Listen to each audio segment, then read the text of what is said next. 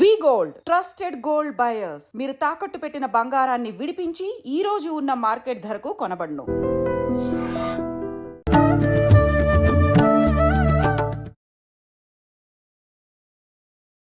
నమస్కారం, welcome to I dream. ధర్మ మార్గం విత్ విజిత కార్యక్రమానికి స్వాగతం.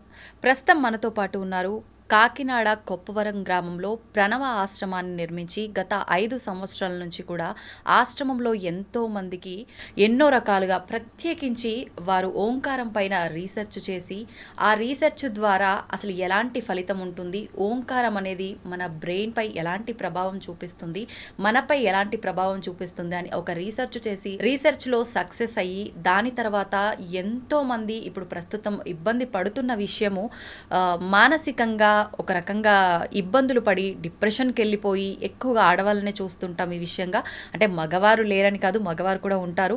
చాలా డిప్రెషన్కి లోనయ్యి వాళ్ళు దాని నుంచి బయటపడలేక ఎన్నో ఇబ్బందుల పాలయ్యి మళ్ళీ నార్మల్ అయ్యి ఫ్యామిలీ లీడ్ చేసుకుంటూ అలా జీవనం కొనసాగించే వాళ్ళు ఉన్నారు. కొంతమంది జీవితాన్ని చాలించే వాళ్ళు ఉన్నారు. అటువంటి వారికి ప్రత్యేకించి ఓంకారం ద్వారా అమ్మగారు చేసిన రీసెర్చ్ ద్వారా వాళ్ళపైన అది ఎలా ప్రభావం చూపిస్తుంది, వాళ్ళని ఎలా బయటికి తీసుకురావచ్చు అని ఆ రీసెర్చ్ చేయడం జరిగింది. దానివల్ల చాలా మంచి రిజల్ట్ రావడం జరిగింది. దాని ద్వారా సుమారుగా ఒక 90 మంది ఆ డిప్రెషన్ నుంచి బయటికి రావడం జరిగింది. వారే పూజ్య శ్రీ శ్రీ సుమిత్రానంద సరస్వతి గారు. ఇప్పుడు అమ్మతో మాట్లాడి మరిన్ని విషయాలు తెలుసుకునే ప్రయత్నం చేద్దాం.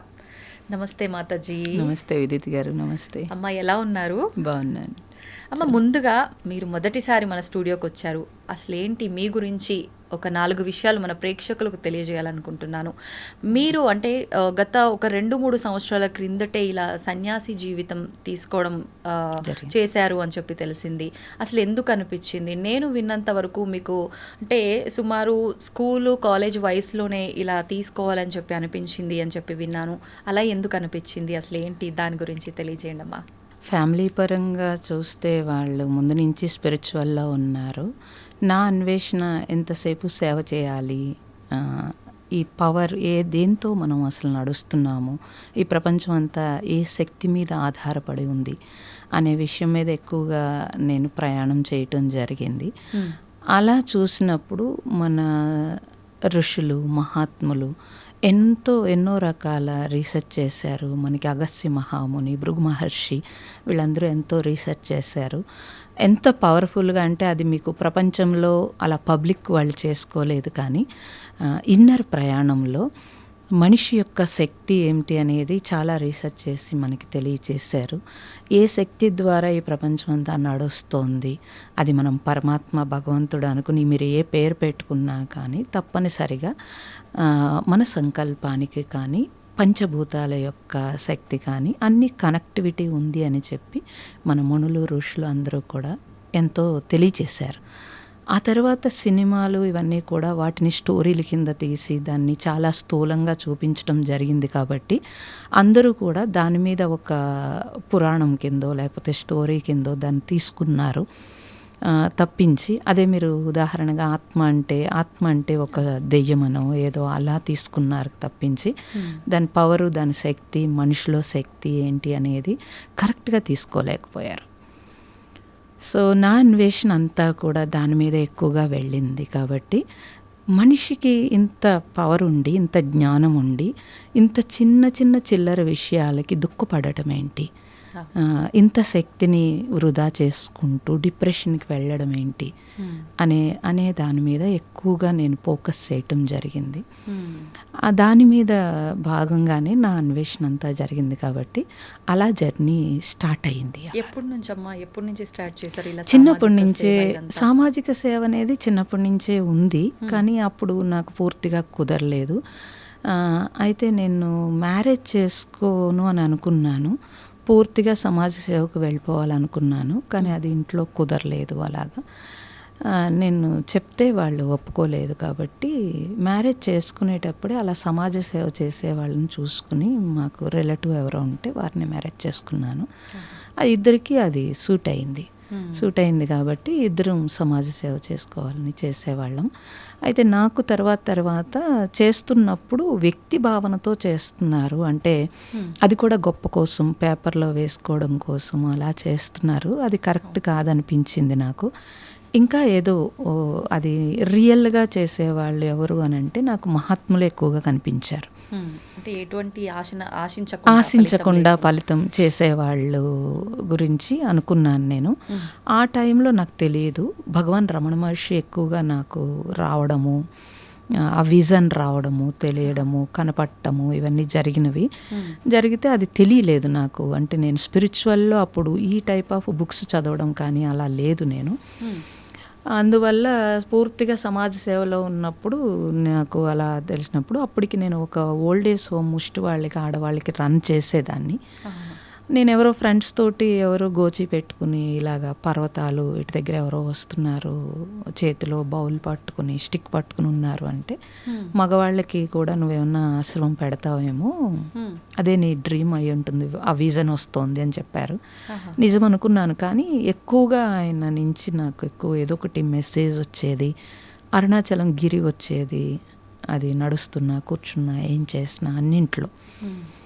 అప్పుడు అది చాలా 1 year చాలా అది ఏంటో తెలియలేదు అసలు. ఆ తర్వాత ఎవరినో అడిగితే అది నాకు ఒక క్యాసెట్ చూపించారు, ఈయన రమణ మహర్షి ఇలా ఉంటారు అని చెప్పారు. మీరు ఒకసారి వెళ్తే బాగుంటుందని చెప్పారు.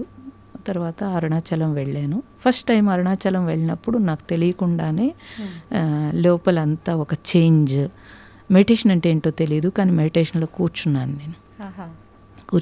లోపల బోళ్ళ అనుభవాలు ఇవన్నీ. అక్కడి నుంచి నా జర్నీ మారిపోయింది, పూర్తిగా మారిపోయింది, చేంజ్ అయ్యింది. సో సమాజ సేవ అంటే శరీరానికి చేసేది కాదు, పూర్తిగా లోపల సోల్ శుద్ధి కావాలి. ఇలా పైన మనం సహాయం చేస్తే అది సరిపోదు, ఇంకా డీప్గా సాయం చేయాలి అనేది ఒక అన్వేషణ అయితే స్టార్ట్ అయింది. అప్పుడే స్టార్ట్ అయింది. అలానే అరుణాచలం నుంచి ఇంటికి వస్తే మళ్ళీ నాకు మెడిటేషన్ కుదిరేది కాదు. మళ్ళీ అదంతా చాలా ప్రాబ్లం అయ్యేది. అప్పటికి నేను జాబు ఇవన్నీ చేసేదాన్ని, సెలవు దొరకదు, ఫ్యామిలీలో ఉండే బోల్డ్ కమిట్మెంట్లు ఇవన్నీ చాలా ఉండేవి. అందుకని నేను అన్నీ ఒక్కొక్కటి వదులుకుంటూ నా అన్వేషణ ఇంకా డీప్గా స్టార్ట్ చేశాను. అంటే గృహస్థుగా ఉంటే మీరు చేయాలనుకున్నవన్నీ చేయలేను అన్న ఒక ఉద్దేశంతో అలా లేదు. ఎందుకంటే నాకు గృహస్థుగా నాకేమి పెద్ద ప్రాబ్లం లేదు. ఫ్యామిలీలో అందరూ నాకు సహకరించారు, అందరూ ప్రేమగానే ఉండేవారు, నేను కూడా అలాగే ఉండేది. అందుకని నాకు ఎడ్యుకేటెడ్ ఫ్యామిలీ, అందుకని నాకేమీ పెద్ద అంత గృహస్థుగా బాధలు అలా ఏమీ లేవు. ఏవో చిన్న చిన్నవి, అవి పెద్ద ప్రాబ్లము అనిపించలేదు నాకు. అంటే ఎప్పుడు మన ఫ్యామిలీ అనుకున్నప్పుడు అందులో పెద్ద ప్రాబ్లం అని అనిపించదు, అలా అనిపించలేదు నాకేమీ. గృహస్థుగా ఇబ్బంది పడి నేను రాలేదు, అలా రాలేదు. గృహస్థుగా ఉంటూనే నా సాధన చేసుకున్నాను. అలాని వాళ్ళ దగ్గర వాళ్ళకేదో లోటు చేసి కూడా కాదు, అది ధర్మము, అది పాత్ర పోషణ అనేది, ధర్మం అనేది అది చిన్నప్పటి నుంచి అది తెలుసు కాబట్టి గృహస్థుగా అది ఆ పాత్ర పోషణ చేస్తూ నా టైముని నేను సెట్ చేసుకోవడం అనేది జరిగింది. ఎక్కువగా నైట్ ధ్యానం చేయడానికి కానీ, అన్వేషణ సోషల్ సర్వీస్ నుంచి డీప్గా లోపలికి సోల్ అన్వేషణ అనేది స్టార్ట్ అయింది. మీరు ఓంకారానికి సంబంధించి రీసెర్చ్ చేశారు. అసలు ఏంటి ఓంకారం అనేది, ఎలా ఉపయోగపడుతుంది, మనందరం ఎలా ఉపయోగించుకోవచ్చు? మీరు అన్నారు ఇది బ్రెయిన్ పైన ప్రభావం చూపిస్తుంది అని చెప్పి. ఎలా ప్రభావం చూపిస్తుంది, ఎలాంటి ప్రభావం చూపిస్తుంది? ఉన్నది ప్రణవం శబ్దం పరబ్రహ్మ స్వరూపం అని నేను రామతీర్థుడు పుస్తకంలో చదివాను. అప్పటికే నేను కొంచెం అన్వేషణ చేస్తున్నప్పుడు స్పిరిచువల్గా భగవాన్ రమణ మహర్షి అరుణాచలం వెళితేనే నాకు అక్కడ మెడిటేషన్ కుదిరేది, ఇక్కడ గృహస్థగా ఉండి అరుణాచలంలో ఉండడం కుదిరేది కాదు. అందుకని కొంచెము కాకినాడలో ఏదన్నా ఎక్కడైనా స్పిరిచువల్గా ఆధ్యాత్మికంగా ఎదగాలనుకున్నాను. అప్పుడు అన్వేషణ సంస్థలు, ఎన్నో రకాల సంస్థలకి అన్నింటికీ వెళ్ళాను. ఎక్కడికి వెళ్ళినా నాకు సంస్థల డెవలప్మెంట్ తప్పించి నిజమైన స్పిరిచువల్ నాకు నా అన్వేషణలో నాకు దొరకలేదు. చాలా విసిగిపోయాను నేను. సత్సంగంలో ఎవరిదైనా సత్సంగం చెప్తున్నప్పుడు కూర్చుంటే, సత్సంగం చెప్పేటప్పుడు ఉపన్యాసము ఒకలా ఉండేది, వాళ్ళ లైఫ్ ఒకలా ఉండేది. ఆ నిజాయితీ నాకు కనిపించలేదు. స్పిరిచువల్లో ఉండే నిజాయితీ నాకు కనిపించలేదు. అప్పుడు ఇంకా అలా కాదు, నాకు అది సూట్ అవ్వట్లేదు. కాబట్టి నాకు ప్రాక్టికల్ నాలెడ్జ్ కావాలి, నాకు థియరీ నాకు అంత నచ్చేది కాదు, ఎక్కువగా ప్రాక్టికల్ కావాలి. ఆ టైంలో ఎవరో నాకు గిఫ్ట్ కింద రామతీర్థుడి పుస్తకం ఇచ్చారు. అది నేను చూసినప్పుడు అందులో ఉన్నది ప్రణవము, శబ్దం పరబ్రహ్మ స్వరూపము, ఓంకారంతో ఈ ప్రపంచమంతా నడుస్తుంది అనేది ఉంది. అక్కడి నుంచి నా అన్వేషణ స్టార్ట్ అయింది. ఆ ఓంకారం మీద మొత్తం మొదలైంది.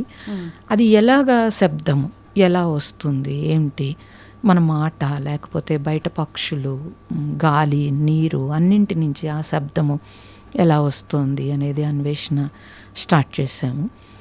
దాని మీద ఉపనిషత్తులు, మాండూక ఉపనిషత్తులో అన్నింటిలో ఓంకారం మీద ఉంటుంది.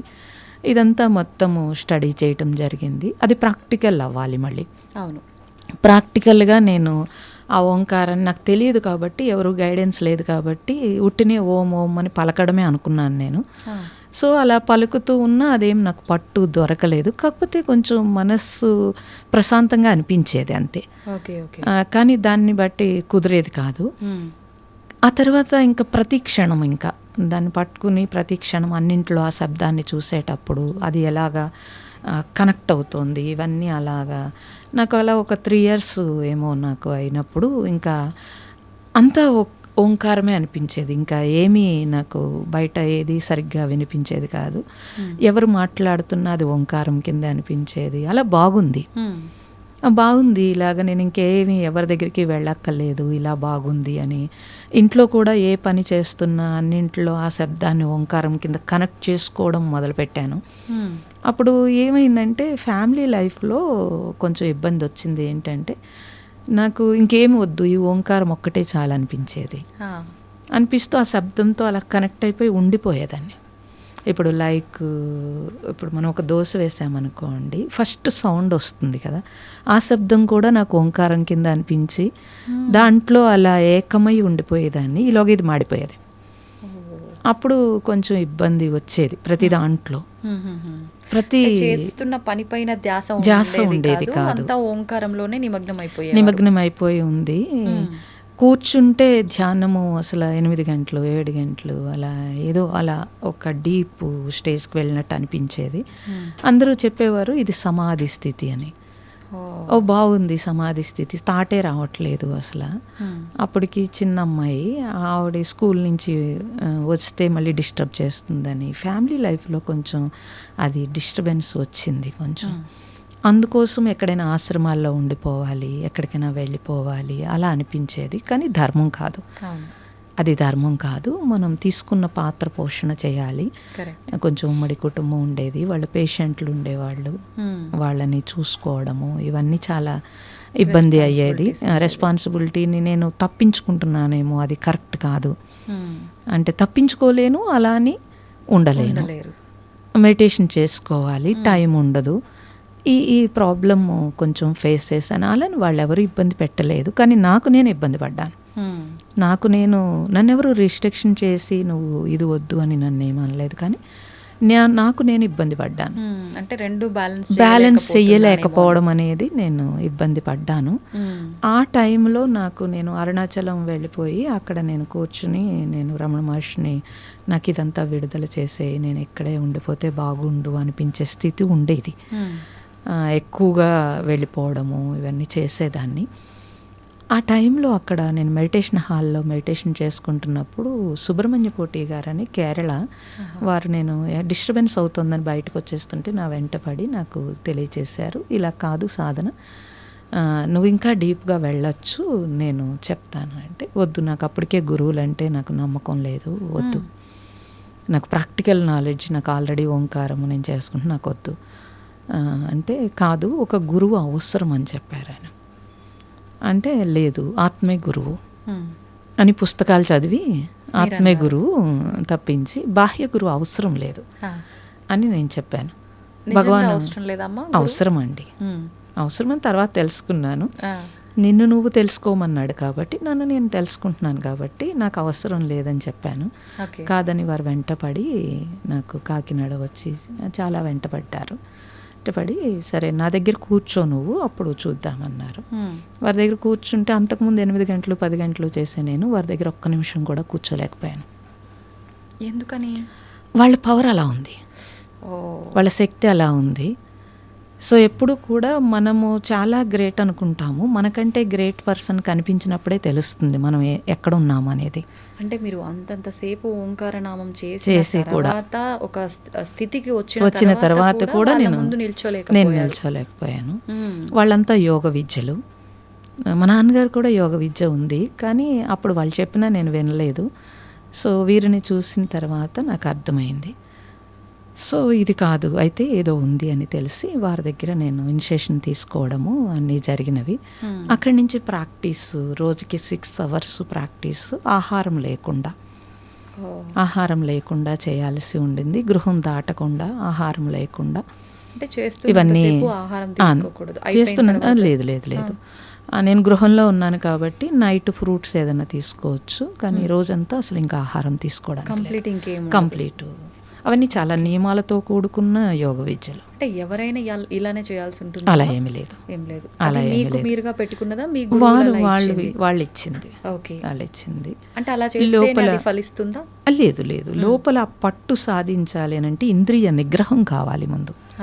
యోగ విద్యలో ఎప్పుడూ కూడా యోగం అంటే కలయిక కాబట్టి దీంతో మనం కలుస్తున్నామో అప్పుడు మన ఇంద్రియాలు ఎనర్జీ బయటికి వెళ్లకుండా ఒకే దాని మీద ఫోకస్ చేయాలి.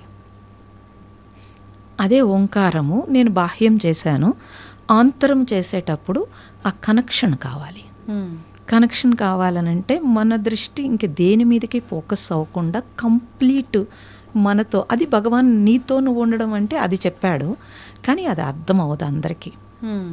మనతో మనం ఉండడం అని అంటే మనకి ఇప్పుడు చూడండి, మనతో మన కళ్ళు మూసు కూర్చున్నాం అనుకోండి, మన థాట్ ఏటో వెళ్ళిపోతుంది. మరి మీతో మీరు ఉన్నట్ట లేదు. మరి మీ థాట్ మీరు కంట్రోల్ ఎందుకు చేయలేకపోతున్నారు? ఆ కంట్రోల్ కోసం యోగ విద్య. అలాగే ఇప్పుడు రోడ్డు మీద నడుస్తున్నాము, ఎక్కడో మీకు ఒక వాసన, సమోసా వాసన ఏదో వచ్చింది, మీకు ఇష్టం అనుకోండి, మీరు వెంటనే మీరు అది తీసుకోవాలనిపించిన అప్పుడు టైం లేకపోయినా తర్వాతైనా అది తీసేసుకుంటారు. ఖచ్చితంగా. అంటే మనకి కంట్రోల్ లేదు. ఎవరో మనల్ని తిట్టారు, వెంటనే మనకి కంట్రోల్ ఉండదు, రియాక్ట్ అవుతాము. ఇవన్నీ చూసుకుంటే కనుక మన ఇంద్రియాల మీద, మన మనస్సు మీద మనకి గ్రిప్ లేదు. అప్పుడు నన్ను నేను ఎలా తెలుసుకుంటానండి? నన్ను నేను ఎలా పట్టుకుంటాను? భగవాన్ ఇది చెప్పాడు, కానీ భగవాన్ అందరికీ అర్థం కాలేదు. సో నన్ను నేను అన్వేషించటం అని అంటే అసలు నేనేంటి అనేది తెలియాలి ఫస్ట్. ఓకే, నా కంట్రోల్ ఏంటి అసలు ఇది కూడా తెలియాలి. నా మనసు, ఇవన్నీ ఇదంతా సాధనతోటే తెలుస్తుంది. ఆ సాధన చేయాలి అని అంటే తప్పనిసరిగా మనము నియమం అంటే ప్రత్యేకమైన నియమం అని కాదు, మన మీద మనకి గ్రిప్ కోసం అంతే. అది మనము చేసేటప్పుడే మనకు తెలుస్తుంది. అంటే అది ఆ వ్యక్తిపై ఆధారపడి ఉంటుందా? సాధన చేసే విధానము, ఎప్పుడు ఆ ఏకాగ్రత కుదురుతుంది? ఇప్పుడు మీరు చెప్పినవన్నీ ఆ జరిగే విధానం అంతా అందరికీ ఒకేలా ఉంటుందా? వాళ్ళు పెట్టే ఆ ఫోకస్ని, వాళ్ళు తీసుకునే ఏకాగ్రతను బట్టి ఉంటుందా? ఆలోచనలు కంట్రోల్ చేసుకునే విధానాన్ని బట్టి ఉంటుందంటారా? వాళ్ళ స్థితిని బట్టి ఉంటుంది. వాళ్ళ స్థితి అంటే వాళ్ళ జన్మలో వాళ్ళు తెచ్చుకున్న కోరికలు, లేకపోతే వాళ్ళ పరిసరాలు, పరిస్థితులు, వాళ్ళ మానసిక పరిస్థితి, తర్వాత వాళ్ళకి దొరికిన గురువు మీద శరణాగతి ఉండాల్సి ఉంటుంది, వాళ్ళ సపోర్ట్ కావాల్సి ఉంటుంది. ఏమీ లేకుండా అవ్వదమ్మా. ఎప్పుడు కూడా మనము ఇప్పుడు మీ కెపాసిటీ ఒక 10 kgs, ఈ చేత్తో ఒక 2 kgs ఎంతో ఎత్తారనుకోండి, ఈ చేయి సపోర్ట్ తీసుకుంటే కనుక ఒక 10 kgs 10 kgs పైకి లేపగలుగుతారు. అలాగే మన బ్రెయిన్ మీద మనకి ఆ గ్రిప్ సరిపోతే కనుక తప్పనిసరిగా మన బ్రెయిన్ ఫోకస్ ఎక్కడ పెట్టామో అక్కడి నుంచి గ్రిప్ తీసుకోగలుగుతాం. ఇప్పుడు మీరు పిల్లల్ని మీరు ఫస్ట్ క్లాస్ వాళ్ళు ABCDలు మీరు రాయించేసుకోగలరు, స్కూల్కి ఎందుకు పంపుతున్నారు అని అంటే మీరు అంటే అల్లవాటు అయిపోయి వాడి బ్రెయిన్ అలా తీసుకోదు. వెంటనే వాడికి కావాల్సింది ఏదో చేయటం కోసం మిమ్మల్ని ప్లీజ్ చేసేయగలుగుతాడు.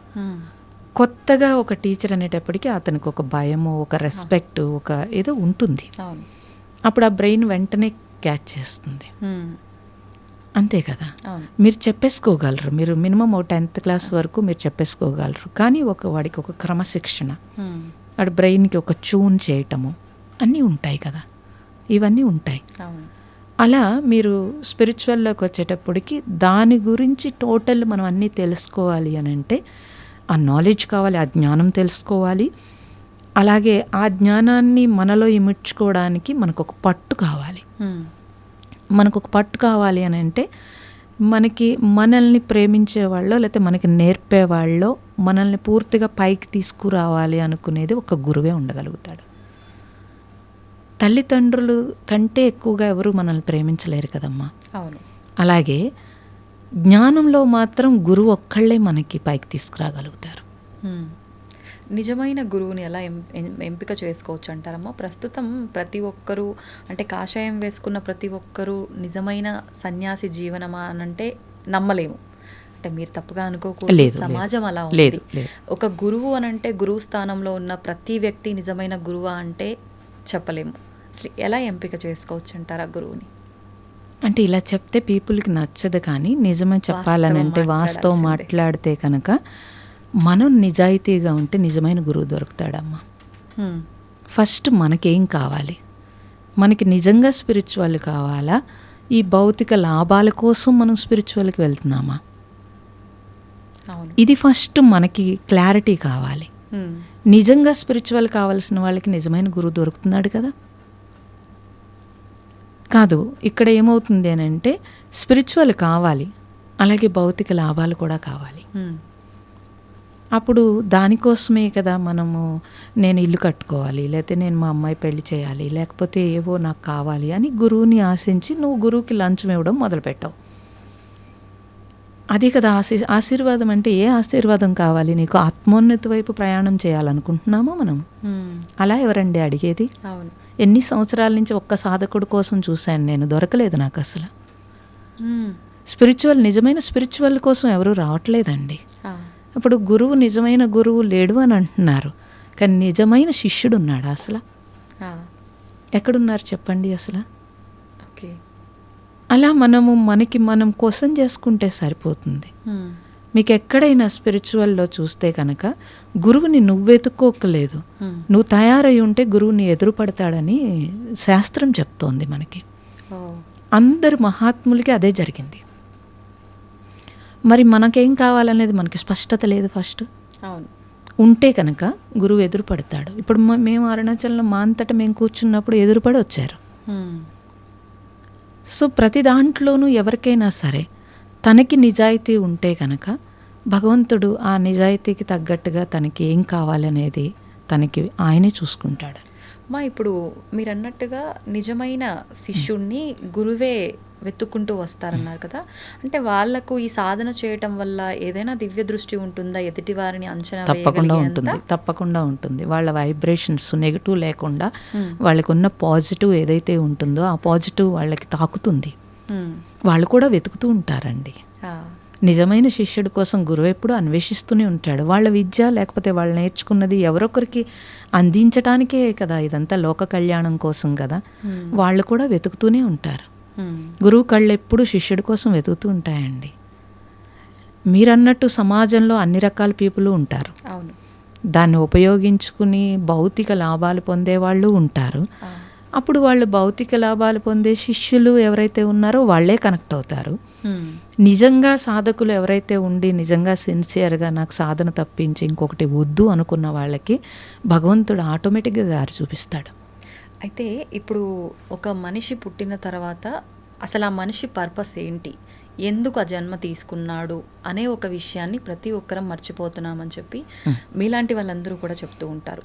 అసలు ఏంటి, ఇప్పుడు నేను ఒక జన్మ తీసుకున్నా, నేను పుట్టిన తర్వాత ఒక వయసు వచ్చే వరకు తల్లి పెంపకము, తర్వాత వాళ్ళ పెంపకంలో ఉంటూనే స్కూల్స్, కాలేజెస్, తర్వాత మ్యారేజ్ లైఫ్, తర్వాత నా పిల్లలు, నా రెస్పాన్సిబిలిటీస్, వీటిపైనే నా ఫోకస్ వెళ్తుంది. మీరన్నట్టుగా వీటితో పాటు భగవంతుడిపై నాకు నిజమైన భక్తి ఉండొచ్చు, ఉండకపోవచ్చు. నేను ఇవి బ్యాలెన్స్ చేసుకుంటూనే వెళ్తున్నాను తప్ప అసలు నేను వచ్చిన పర్పస్ ఏంటి అనే దానిపైన నేను ఆలోచన చేయలేకపోతున్నా. ఎలా తెలుస్తుంది అసలు మనం ఏ పర్పస్ మీద వచ్చాము? ఈ జీవనం ఇలా కొనసాగించి మళ్ళీ పుట్టుక, చావు, ఇది ఈ కంటిన్యూ ఈ సర్కిల్ ఇలా జరగటమేనా?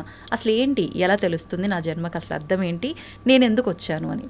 మీకే అనిపిస్తూ ఉంటుంది. మీకు చేస్తున్న పని మీద విసుగు, చిరాకు, లేకపోతే ఏదో ఇబ్బంది, లేకపోతే బాధ వచ్చినప్పుడల్లా మీకు అనిపిస్తూనే ఉంటుంది ఇది కాదు జీవితం అని. ఎవ్వరికీ అనిపించకుండా ఉండదు అసలు.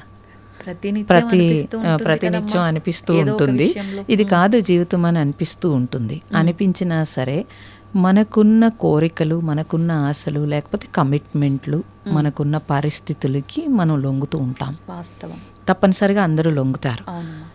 అందుకు ఎవరైనా సరే అసలు వచ్చింది ఎందుకు అనేది అందరూ అన్వేషించినా అన్వేషించకపోయినా మరణం తెలియచేస్తోంది. ఇక్కడి నుంచి ఏమీ తీసుకువెళ్ళట్లేదు, అన్నీ వదిలేసి వెళ్ళిపోతామని తెలియచేస్తోంది. తర్వాత మనం ఏ పని అయితే చేసామో ఆ పని నుంచి మనకి ఎప్పుడైనా సరే రిజెక్షన్ కానీ, తిట్లు కానీ, లేకపోతే ఇబ్బందులు కానీ వచ్చినప్పుడు మనకి విసుగొస్తుంది. అప్పుడు ఉదాహరణ ఏదైనా చెప్పగలుగుతారమ్మా దీనికి? ఇంట్లో పిల్లలు కానీ, లేకపోతే భర్త కానీ, లేకపోతే మీ చదువుకున్న చదువు, జాబ్ కానీ మీకు సాటిస్ఫాక్షన్ రానప్పుడు, మీరు వాళ్ళు ఏదైనా మనల్ని అన్నప్పుడు తప్పనిసరిగా మనకు అనిపిస్తుంది కదా. అవును, అనిపిస్తుంది. అప్పుడు మీరు ఏం చేస్తారు? సహజంగానే కాదు, ఒక వయసు వచ్చిన తర్వాత అయినా సరే మనం ఏమనుకుంటాము, ఇది కాదు స్పిరిచువల్ లైఫ్ అని కొంచెం అన్వేషణ స్టార్ట్ చేస్తారు. నేనేమంటానంటే, అందుకు స్పిరిచువల్ లైఫ్ స్టార్ట్ చేసావా? ఒరిజినల్గా మన సోల్ ఏమిటి, అసలు మనం ఎక్కడి నుంచి వచ్చామో, ఇప్పుడు ఏం చేస్తున్నామో, తిరిగి ఎక్కడికి వెళ్తాము అని అన్వేషణ స్టార్ట్ చేస్తే కనుక తప్పనిసరిగా ఎవరికి వాళ్ళకి తెలుస్తుంది. ఈ సోల్ సమాధానం దొరుకుతుంది. ఈ సోల్ అసలు ఎందుకు వచ్చింది, అసలు ఏ పర్పస్ మీద వచ్చింది. సరే మీరన్న పరిస్థితిలో ఫ్యామిలీయో అది ఎన్ని రోజులో ఉండదు. ఒక 20 years వస్తే పిల్లలు మన దగ్గర ఉండరు. వాళ్ళు 20 అక్కర్లేదు, ఇదివరకైతే 20, ఇప్పుడు 10 yearsకి నువ్వు నాకు అక్కర్లేదు, నువ్వేమన్నా మనీ పే చేస్తే నేను నా సంగతి నేను చూసుకుంటాననే పరిస్థితి వచ్చేసింది. సో వాళ్ళు కూడా మన దగ్గర ఉండడానికి ఇష్టపడట్లేదు. ఎంత దూరంగా ఉంటే అంత ప్రేమ ఉంటుంది, అది తెలుస్తుంది మనకు కూడాను. అప్పుడు మన పర్పస్, లేకపోతే వాళ్ళ చదువు, వాళ్ళ మ్యారేజ్ అయిపోయిన తర్వాత అయినా సరే మనం ఒంటరి అవుతాం. భార్యాభర్తలు ఇద్దరు ఉన్నా కూడా సెల్ ఫోన్ వచ్చిన తర్వాత ఎవరికి వాళ్ళే ఒంటరి, ఇంకా అసలు ఆ కమిట్మెంట్లు కూడా పోయినాయి. అప్పుడు నీ టైం అలా సెల్ ఫోన్తో గడిపిన కొద్ది రోజులు బాగుంటుంది, తర్వాత బోర్ కొట్టేస్తుంది. అందుకే కదండి అందరూ యాత్రలకు వెళ్ళడమో, లేకపోతే ఇంకో దానికి ట్రిప్పులకు వెళ్ళడమో, ఏదో చేసి కాసేపు మనస్సుని చేంజ్ చేస్తున్నారు. మనస్సును హుషారు తెచ్చుకోవడం కోసము డబ్బు ఖర్చు పెట్టి ఏవో చేసుకుంటున్నారు.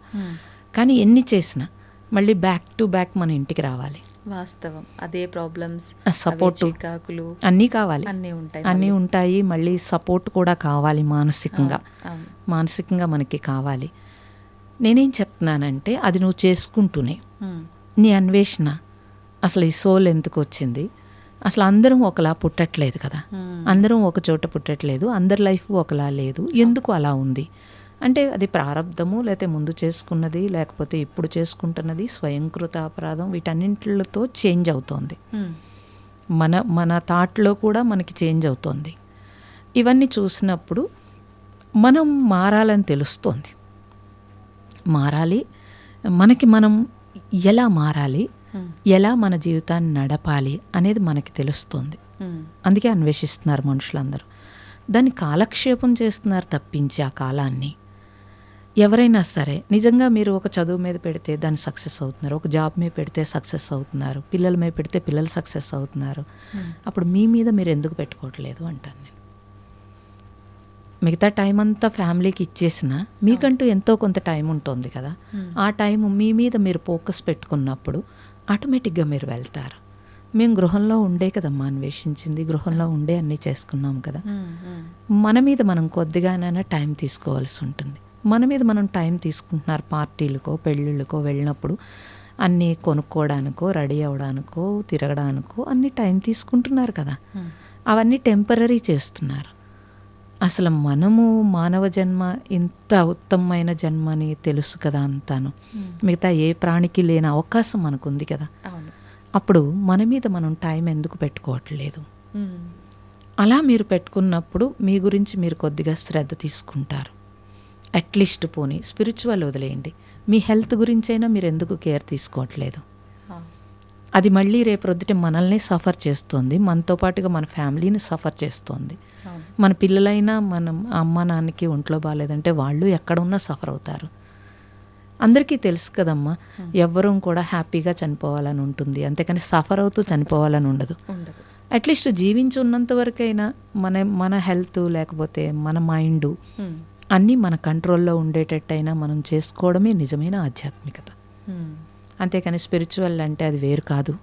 జీవితం వేరు, ఆధ్యాత్మికత వేరు అనుకోవడం పెద్ద తప్పు.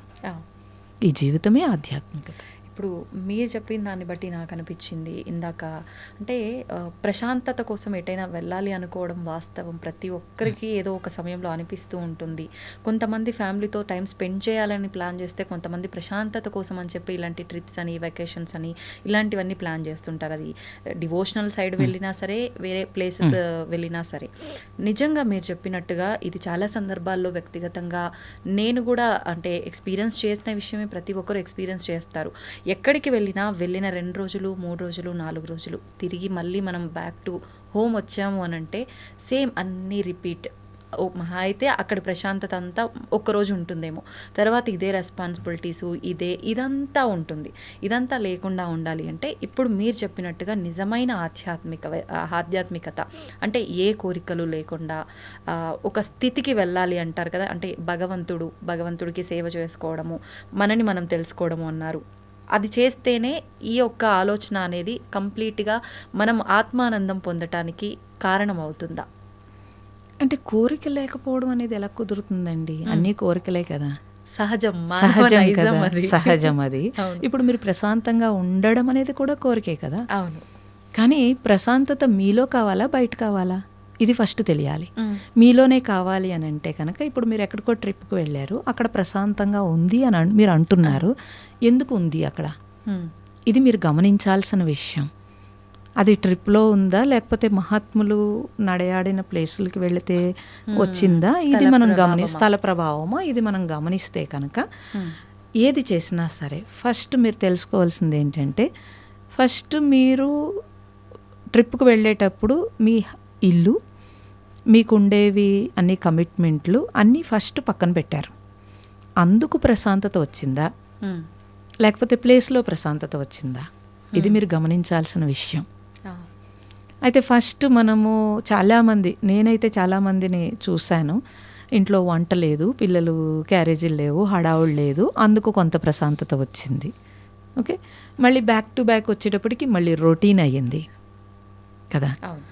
అంటే ఆ పని మనకి ఇష్టం లేదు, అంటే అది ప్రేమ లేదు దాని మీద,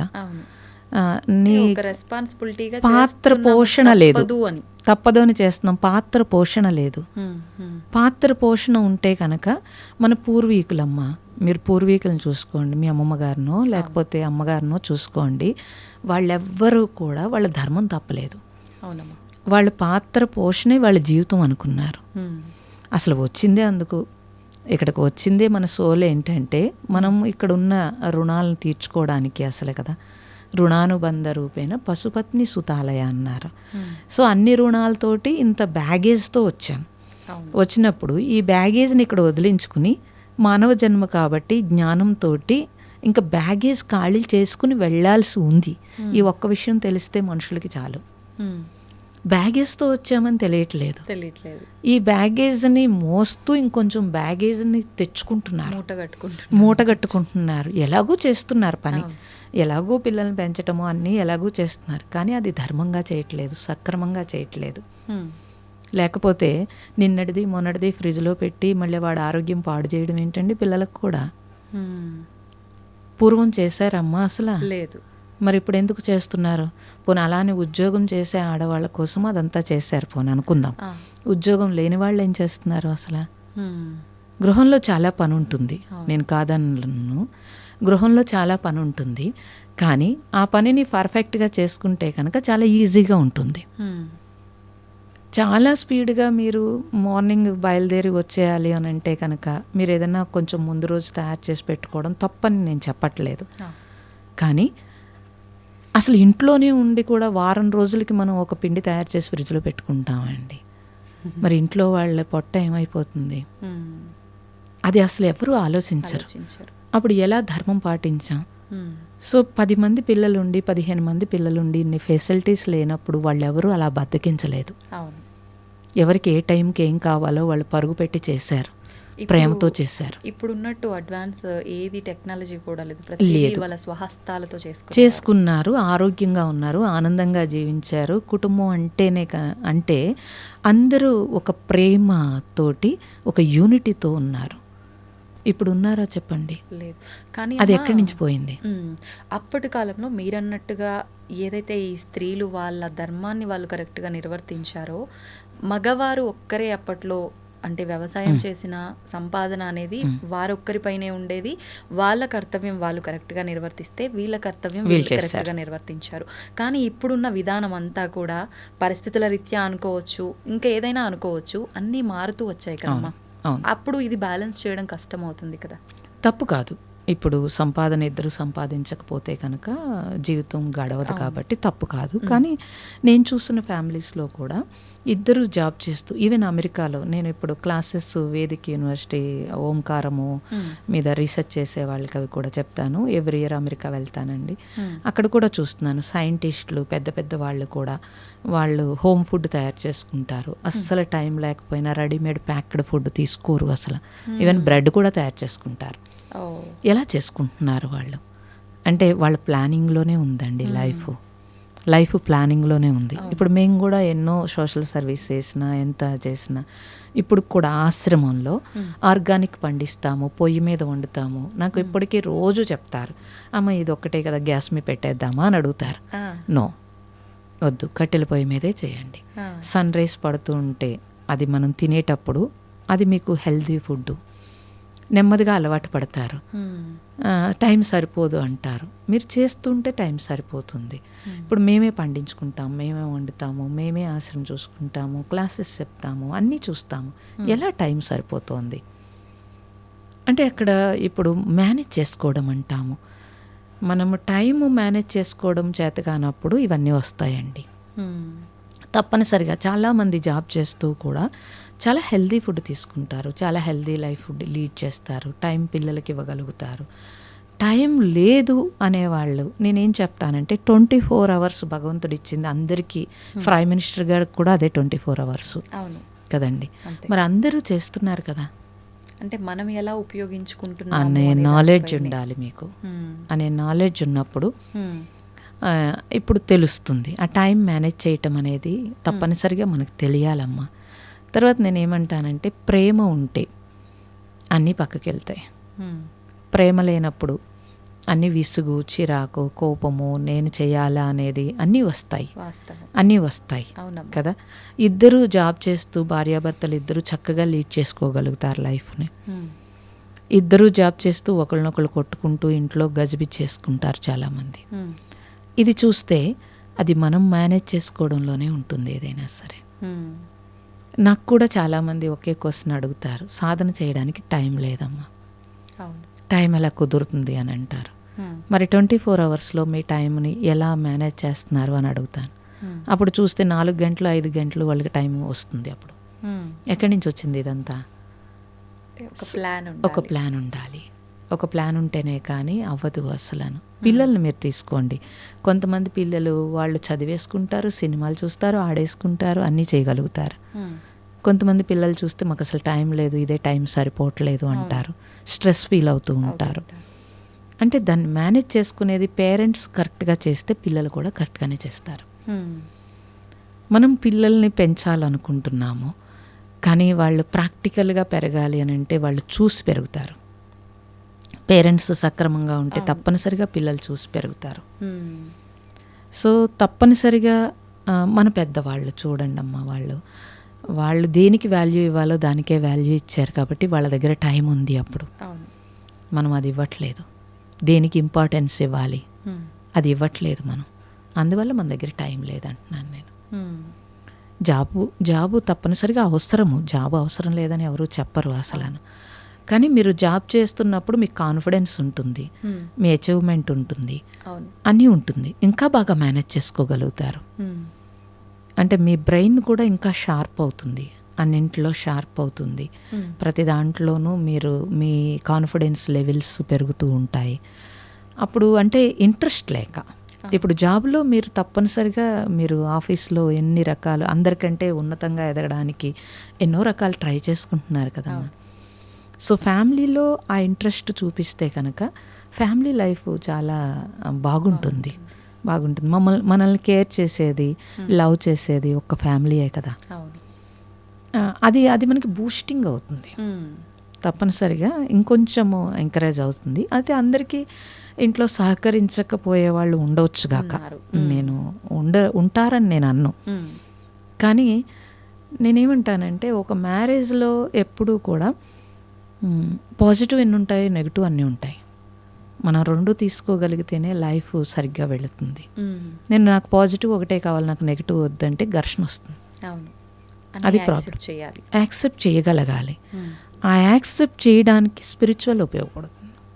మా స్పిరిచువల్ అంటే ఇప్పుడు ఒక్కొక్కరు ఒక్కో రకంగా, అంటే భగవంతుణ్ణి పూజించే విధానం కానివ్వండి, ధ్యానించే విధానం కానివ్వండి, ప్రతి ఒక్కటి కూడా నవవిధ భక్తి మార్గాలు అని చెప్పి మనం అది నామం తలుచుకుంటున్నామా, ఎవరైనా చెప్తే వింటున్నామా, మన నోటి ద్వారా ఎవరికైనా చెప్తున్నామా, లేదు అంటే భగవంతుడి ముందు కూర్చొని మనం పూజ చేస్తున్నామా, ఇలా రకరకాలుగా ఎవరికి తోచింది వాళ్ళు.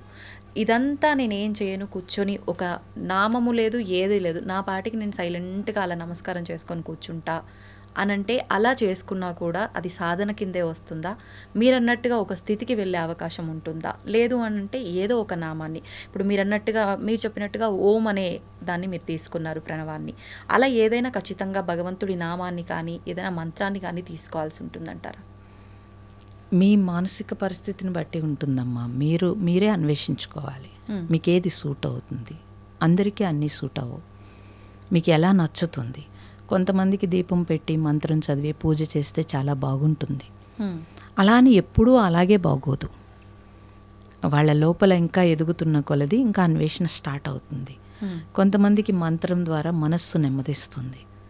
అది మీరు చూసుకోవలసి ఉంటుంది. ట్రై చేస్తారు అందరూ, ఏది చేస్తే బాగుంటుంది అనేది ట్రై చేస్తారు. చేసి కొన్ని రోజులు ఇది చేస్తారు, కొన్ని రోజులు అది చేస్తారు, కానీ మొత్తం మీద ఎక్కడో చోట స్థిరమవుతారు. అన్వేషణలో ఆ నాలెడ్జ్ పెరిగే కొలది వాళ్ళకే ఎక్కువగా తెలుస్తూ ఉంటుంది. ఈలోగా ఇది మంచిది అది మంచిది అన్నది కూడా ఎవరెవరికి ఏది సూట్ అవుతుంది అనేది వాళ్ళ సంస్కారము, వాళ్ళ పూర్వజన్మ వాసన, లేకపోతే వాళ్ళ మానసిక పరిస్థితి, వీటన్నింటిని బట్టి ఆధారపడి ఉంటుంది.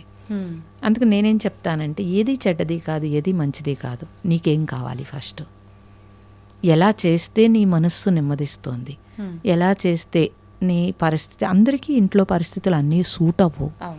నేను ఒక గంట ధ్యానం చేసేస్తానంటే ఇంట్లో కొంతమందికి కుదరదు. నేను ఒక గంట పూజ గదిలో ఉండిపోతాను అంటే కుదరదు కొంతమందికి. అందుకని మీకు ఎలాగ సూట్ అవుతోంది ఫస్ట్ అది మీరే చూసుకోవాల్సి ఉంటుంది. కొన్ని రోజులు పోయిన తర్వాత మనకి చేంజ్ అవుతుంది మన పరిస్థితులు. అప్పుడు మీరు ఇంకొంచెం ఎదగడానికి మీరే ప్రయత్నం చేస్తూ ఉంటారు. అలా మనమే చేయాల్సి ఉంటుంది. ఒకప్పుడు మనకి నచ్చింది ఇంకొకసారి ఇంకొకటి నచ్చదు. ఇదంతా మన పరిణతి అంటారు. పరిణతి చెందే కొలది, మానసిక పరిస్థితి మార్పు చెందే కొలది వాళ్ళు ఇంకా ఎదుగుతూనే ఉంటారు. ఎదుగుతున్నప్పుడు అప్పుడు నేను ఇలా చేశాను కాబట్టి ఇదే పట్టుకుంటానంటే లోపల చిరాకు అనిపిస్తుంది, కొత్తదనం కావాలనిపిస్తుంది, మనసుకి అన్వేషిస్తూనే ఉంటారు. అందుకని నవవిధ భక్తులు చెప్పారు.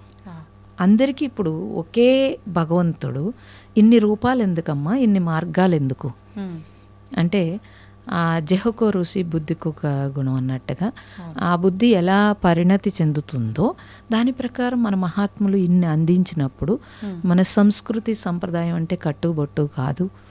ఇంత వాళ్ళు చేసి రీసెర్చ్ చేసి మనకి మన జీవితం ఆనందంగా ఉండడానికి, మన సోల్ శుద్ధి అవ్వడానికి, మన జన్మరాహిత్యానికి భారతదేశంలో మహాత్ములు మనకి ఇచ్చినంత సంపద ఇంకెక్కడా ఇయ్యలేదు. అది మనం ఉపయోగించుకోవట్లేదు. మా అన్వేషణ కూడా అదే. నెక్స్ట్ జనరేషన్కి తెలియచేయాలి. తెలియట్లేదు. ప్రపంచ వ్యామోహమే తెలుస్తోంది తప్పించి వాళ్ళు పీస్గా ఉండి వాళ్ళు ప్రశాంతంగా వాళ్ళ జీవితాన్ని లీడ్ చేయటం అనేది, లేదంటే ఎంత ఐఐటీలు చదివి ఇంత గొప్పగా ఉండి అంత డాక్టర్సు అంత అలా కష్టపడి అంత సూసైడ్ చేసుకోవడం ఏంటి? అటు పేరెంట్స్కి ఇటు వాళ్ళకి ఎంత ఇబ్బంది పడుతున్నారు అసలు. ఇప్పుడు వాళ్ళు ఒక పిల్లలు మనం వెళ్ళిపోతే పర్వాలేదు, కానీ ఒక పిల్లలు వెళ్ళిపోతే జీవితాంతం ఆ పేరెంట్స్ జీవచ్చే వాళ్ళ ఉంటారు. ఎంత డబ్బున్నా ఏమున్నా సరే వాళ్ళకి ఏమి ఆనందం ఉంటుందండి లైఫ్లో. అప్పుడు మన పాత్ర పోషణ ఎంత ఇబ్బంది పెట్టి ఎంత బాధ పెడుతున్నాము అసలు. ఇది తెలియాలి అసలు అని. ప్రణవాశ్రమం అంటే అది ఓంకారము. ఓంకారాన్ని ఆశ్రయించటం అని అంటే ప్రశాంతతని ఆశ్రయించటం అని అర్థం. సో ఆ నాలెడ్జ్ని ఇవ్వడము.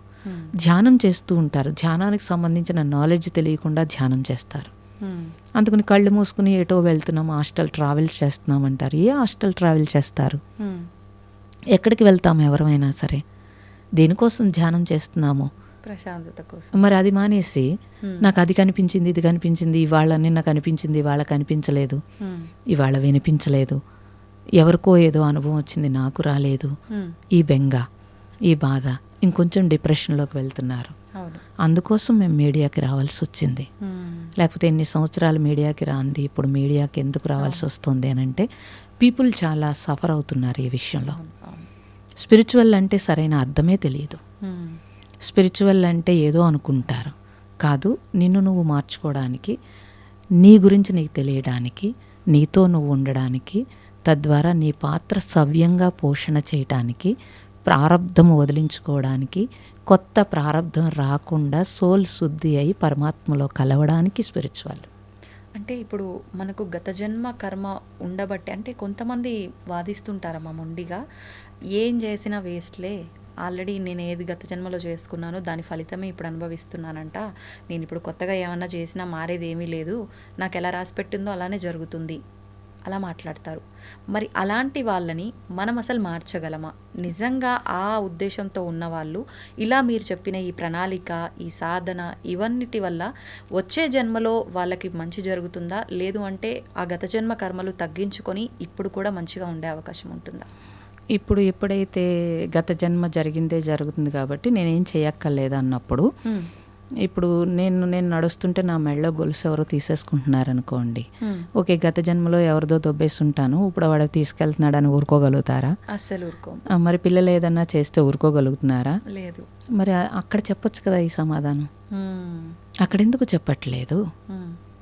కోపం వస్తుంది, చిరాకు వస్తుంది, విసుగొస్తుంది, నా కర్మ ఇలా కాలిపోయింది అనిపిస్తోంది. అదెందుకు అనిపిస్తోంది? ఇవన్నీ అనిపించకుండా ఉండడానికి మనం ఏదైనా చేయగలగాలి. సో గత జన్మ తాలూకా వాసనే ఇప్పుడు ఉన్నా కూడా, అంటే గత జన్మ తాలూకా అంటే పుట్టుకే కదమ్మా అదంతా. మీరు ఎక్కడ పుట్టారో అన్న దాని మీదే అక్కడ డిసైడ్ అయిపోయింది అక్కడ, అంతే. అది దాని తర్వాత కొన్ని స్వయంకృత అపరాధాలు ఉన్నాయి. ఇప్పుడు గత జన్మలో నాకు ఇదే ఇష్టం కాబట్టి నేను ఇలాగే తింటాను అని అంటే నీ ఆరోగ్యం పాడవుతుంది, డాక్టర్ చెప్తాడు వద్దని, నువ్వు ఆపాలా ఆపొద్దా? ఆపాల్సిందే. మరి అదంతా ఎందుకు చేస్తున్నాము? అందుకని ఇదంతా వితండవాదం కింద మాట్లాడటం కాదు, ప్రాక్టికల్గా మనం చూసుకోవాల్సి ఉంటుంది. మనం చేస్తున్నది, మనం మాట్లాడుతున్నది ఒకటే అయిందా, లేకపోతే మనం చేస్తున్నది వేరు, మాట్లాడుతున్నది వేరు. ఆ రెండు ఏకం కానప్పుడు నీ మనస్సు ఎప్పుడు ప్రశాంతంగా ఉండదు. ఆ రెండు ఏకమైతేనే నువ్వు ప్రశాంతంగా ఉంటావు. మాట్లాడటం చాలా ఈజీ, కానీ ఆచరణలో చాలా కష్టం.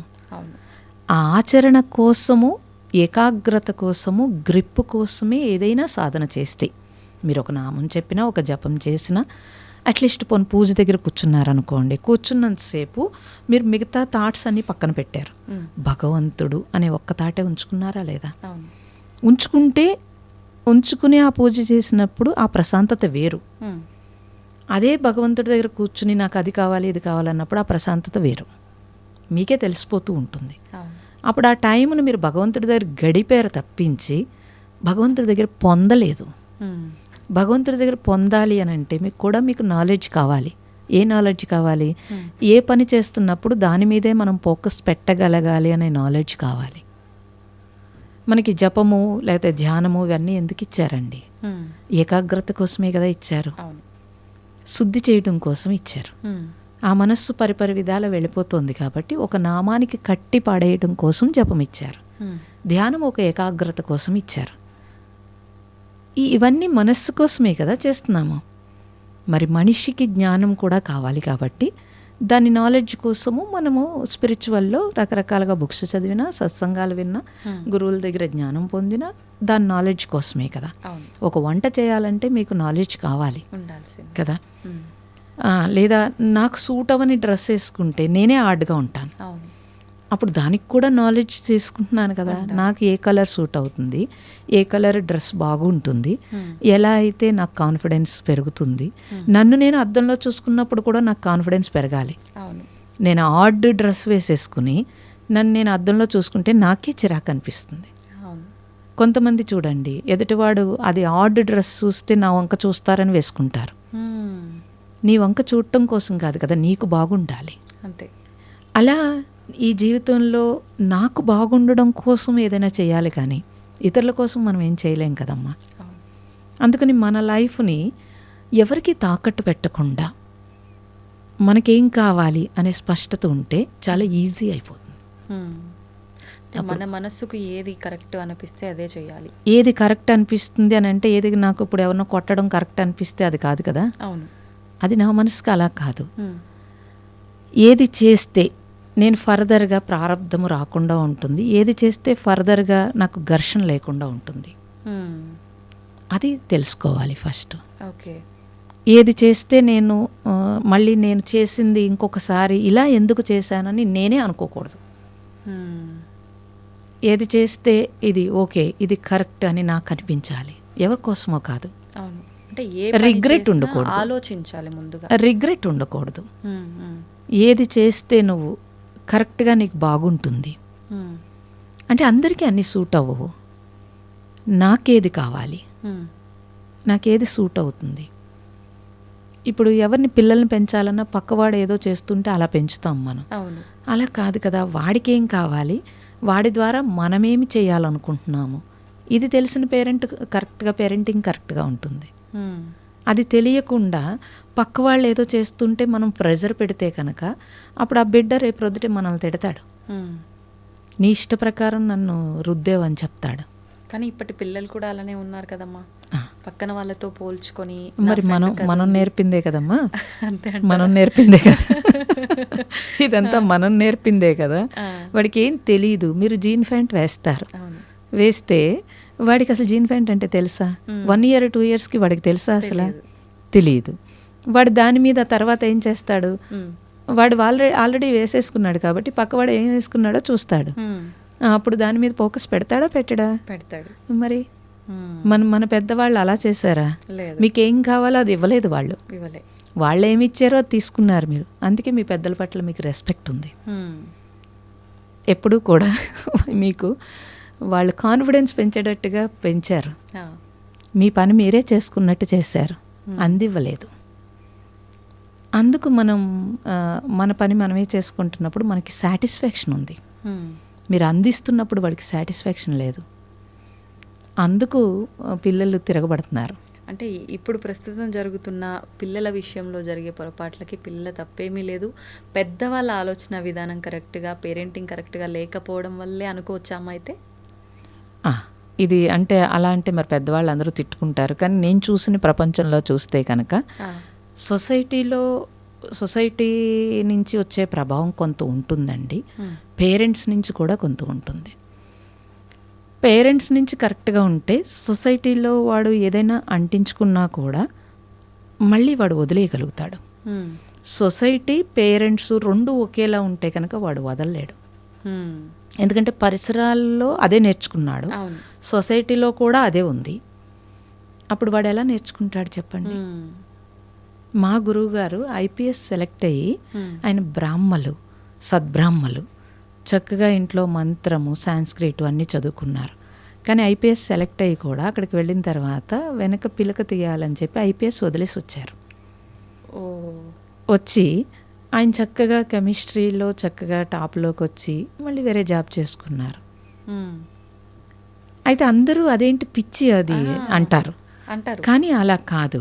అంటే వారి ఏదైతే సాంప్రదాయాలు, ఏదైతే ఆచారాలని- నేర్చుకున్నారో దాని మీద వాళ్ళ సాటిస్ఫాక్షన్ అది. మ్మ్.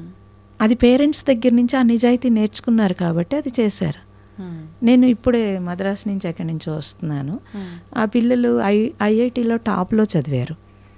కానీ వాళ్ళు బయట సొసైటీలా లేకుండా భార్యాభర్తలు ఇద్దరూ కూడా చక్కగా వాళ్ళు కావాల్సి వచ్చినట్టు ఉన్నారు. మ్మ్.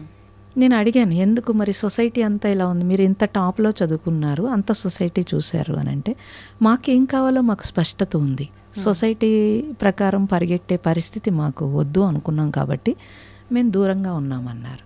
మ్మ్.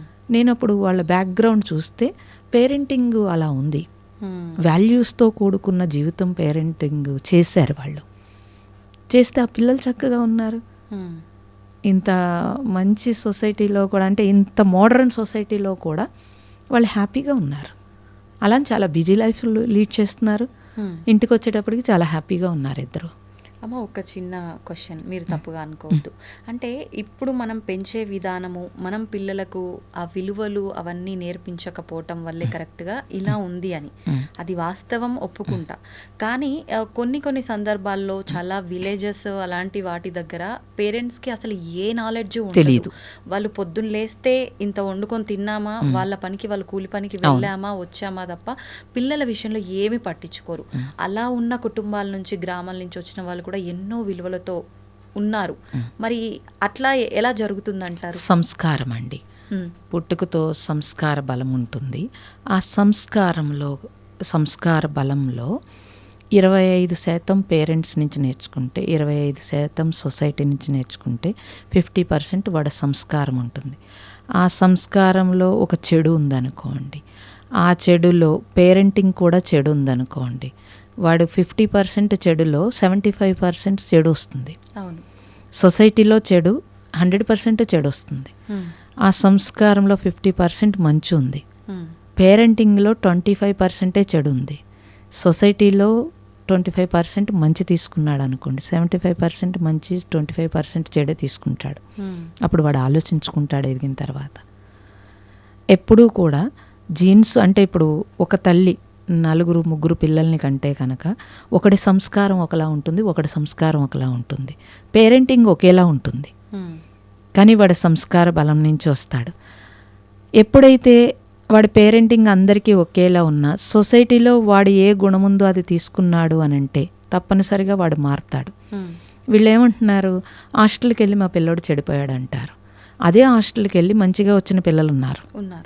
అదే హాస్టల్లో ఎందుకు చెడిపోయాడంటే వాడి గుణం ఎలా ఉందో అలాంటి ఫ్రెండ్స్నే లీడ్ చేసుకుంటాడు, అలాంటి ఫ్రెండ్స్నే తీసుకుంటాడు. అందుకని ఫస్ట్ పేరెంట్స్ కంపల్సరీ వాల్యూస్ పూర్వం మరి ఇచ్చారు కాబట్టి సొసైటీ అంతా కూడా వాల్యూస్తో ఉంది.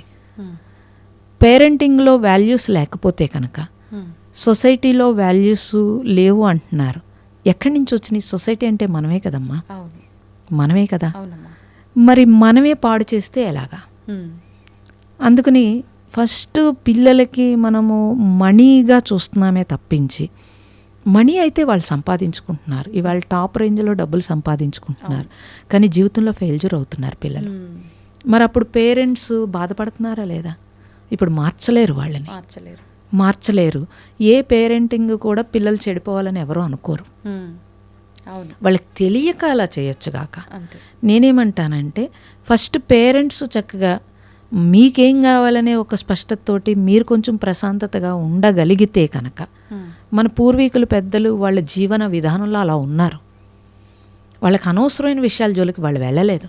మనం వెళ్తున్నాం, 60 ఏళ్ళు వచ్చినా తలకి రంగేసుకుని పెళ్ళికి వెళ్ళాలి, 70 ఏళ్ళు వచ్చినా నువ్వు కిట్టి పార్టీకి వెళ్ళాలి. ఎందుకు వెళ్ళాలి? నువ్వు వెళ్తే ఏదో ఆనందం, అక్కడ ఏం ఆనందం ఉంది? నీ మోకాళ్ళు పనిచేయు, నడుము పనిచేయదు, తిన్నదేమో అరగదు సరిగ్గా. పిల్లలు ఇది అడుగుతున్నారండి. మేము స్టూడెంట్స్కి క్లాసెస్ చెప్తాము, వాళ్ళు మేము ఎక్కడి నుంచి నేర్చుకోవాలని అడుగుతున్నారు. మా పేరెంట్సే యాక్సెప్ట్ చేయరు, మేము ఎక్కడి నుంచి నేర్చుకోవాలి? మేము ఓంకారము యూనివర్సల్ శబ్దం అనంటే, నన్ను ఈ డ్రెస్ చూసి అదివరకు యాక్సెప్ట్ చేశారు పిల్లలు. ఇప్పుడు ఈ డ్రెస్ చూసి క్రిస్టియన్స్ యాక్సెప్ట్ చేయరు, ముస్లిమ్స్ యాక్సెప్ట్ చేయరు. నేను క్వశ్చన్ చేస్తున్నాను, ఇప్పుడు మీరు మేము అందరం పలికేది ఒకే శబ్దం కదా. మేము ఆ ఓం అంటున్నాము, మీరు అల్లాహూమ్ అంటున్నారు, మీరు ఆమెన్ అంటున్నారు. అకార ఉకార మకారముల కలయిక ఓం అయితే అందరూ అదే శబ్దం పలుకుతున్నాం కదా, మరి ఎలా వేరు అంటారు అని అంటే, మాకు మొదటి నుంచి అదే నేర్పారు. నువ్వు ప్రసాదం తినకు, నువ్వు హిందూతో ఉండకు, వాడు వేరు మేము వేరు అని. ఇప్పుడు నేను ఇంటికి వెళ్ళి ఓం అన్నానంటే వాళ్ళకి ఎక్స్ప్లెయిన్ చేయలేను, ఒప్పుకోరు అని చెప్తున్నారు. అంటే ఎక్కడ ఇది బీజం వేస్తున్నారు చెప్పండి? చిన్నప్పటి నుంచి అది ఏం బీజాలు అసలు? ఇవన్నీ చూస్తున్నప్పుడు తెలుస్తోంది. ఇప్పుడు రేపొద్దుట వాడు వాల్యూస్ లేకుండా పెరిగితే కనుక తప్పనిసరిగా వాడి లైఫ్లో వాల్యూస్ లేనప్పుడు వాళ్ళ పిల్లల్ని కూడా అలాగే పెంచుతారు. మన పేరెంట్స్ చదువుకోపోయినా వాళ్ళ వాల్యూస్కి ఇంపార్టెన్స్ ఇచ్చారు, ధర్మానికి ఇంపార్టెన్స్ ఇచ్చారు కాబట్టి వాళ్ళు ప్రశాంతంగా జీవించారు, ఎక్కడ అనారోగ్యం లేకుండా జీవించారు. ఒకవేళ అనారోగ్యం వచ్చినా వాళ్ళు భయపడలేదు, తట్టుకోగలిగారు. మనం తట్టుకోగలుగుతామమ్మా? వెంటనే భయం, తట్టుకోలేము మనం. మరి భయం వేస్తుంది. మీకు డబ్బు ఉంటుంది, ఇంత ఇన్సూరెన్స్ ఉంటుంది, పక్కనే హాస్పిటల్ ఉంటుంది, మీరు ధైర్యంగా పడుకోగలుగుతున్నారా? లేదు. ధైర్యంగా తినగలుగుతున్నారా? వాళ్ళు ఇంతంత కుంభాలు అన్నం తిన్నారు, చాలా ప్రశాంతంగా ఉన్నారు. మీరు గట్టిగా పార్టీకి వెళ్ళి ఇంత తినాలంటే భయపడతారు మళ్ళీ. మరి జీవితం ఎంజాయ్ చేస్తున్నారా? లేదు. మరి జీవితం ఎంజాయ్ చేయకపోతే ఇంకెందుకమ్మా ఈ జీవితం, ఇంత కష్టపడటం? సో శ్రీకృష్ణుడు భగవద్గీతలో 18 అధ్యాయాల్లో ఎలా జీవించాలో చెప్పాడు. ఏ పేరెంటింగ్లో కానీ ఎవరు తీసుకున్నారో చెప్పండి అసలు? సో ఎవరైనా అల్టిమేట్గా హ్యాపీగా జీవించాలి కదా. ఎంజాయ్ చేస్తే హ్యాపీనెస్ అనుకుంటున్నారు కానీ హ్యాపీగా జీవించటము హ్యాపీనెస్ అనుకోవట్లేదు. ఎంజాయ్ చేసేది డబ్బులతో ఎంజాయ్ చేస్తేనే హ్యాపీనెస్ అంటున్నారు. అన్ని ప్రాణులు ఏ డబ్బు లేకుండా హ్యాపీగా ఉన్నాయా లేవా? అసలు అంటే అమ్మా, అన్ని ప్రాణులు హ్యాపీగా ఉన్నాయి అని మనం ఎలా చెప్పగలుగుతాము? వాటికి ఎమోషన్స్, జ్ఞానం ఏమీ లేదు మానవులు. ఎలా అనుకుంటారు మీరు? ఎమోషన్ లేకపోతే మీరు ఒక పెట్టుని పెంచండి, అది మీకోసం వెయిట్ చేస్తోంది, వెయిట్ చేసి మీ ప్రేమ కోసం ఎదురు చూస్తోంది. అవును. మీకు ఒంట్లో బాగోపోతే అది సఫర్ అవుతోంది. అది ఏ పెట్టుని పెంచండి మీరు, మరి అవుతాం. ఎమోషన్ లేదని ఎలా అంటారు? అది గ్రహిస్తుంది. ఎంతోమంది ఎన్నో పెట్స్ని పెంచినప్పుడు వాళ్ళు చనిపోయినప్పుడు అవి కూడా సిక్ అయి చనిపోతున్నాయి.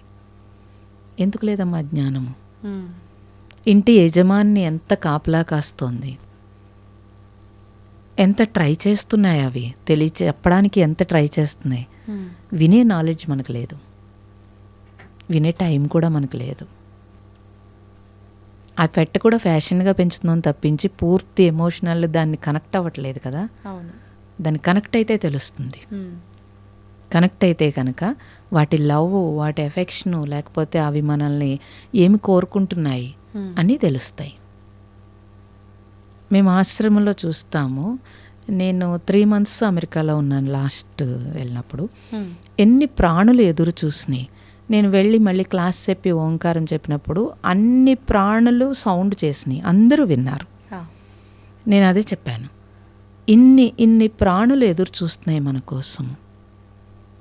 అది చూస్తే ఈ ప్రకృతితో మమేకమైనప్పుడు మనకు తెలుస్తుంది, ఈ ప్రకృతిలో అంతా ఉన్నదంతా ప్రేమే ఉంది.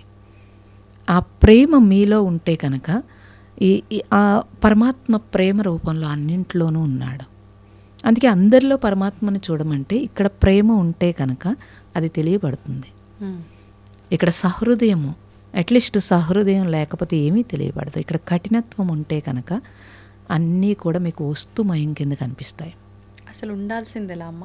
కఠినంగా ఉండాలా, నిజంగా అలా సాఫ్ట్గా ఉండాలా, ఎలా ఉండాలి? సాఫ్ట్ అంటే కఠినంగా అంటే కఠినం ప్రదర్శించడమే తప్పించి కఠినంగా ఉండడం కాదు. అవసరమైనప్పుడు కఠినం ప్రదర్శిస్తారు. ఇప్పుడు మీరు నాకేదో హాని చేస్తున్నారు, సాఫ్ట్గా కూర్చుంటానా ఏంటి? లేదు కదా. అవసరమైనప్పుడు గర్జిస్తాను, లేనప్పుడు అనవసరంగా ఎందుకు గర్జిస్తాను? ఆ నాలెడ్జ్ కావాలి. అవును.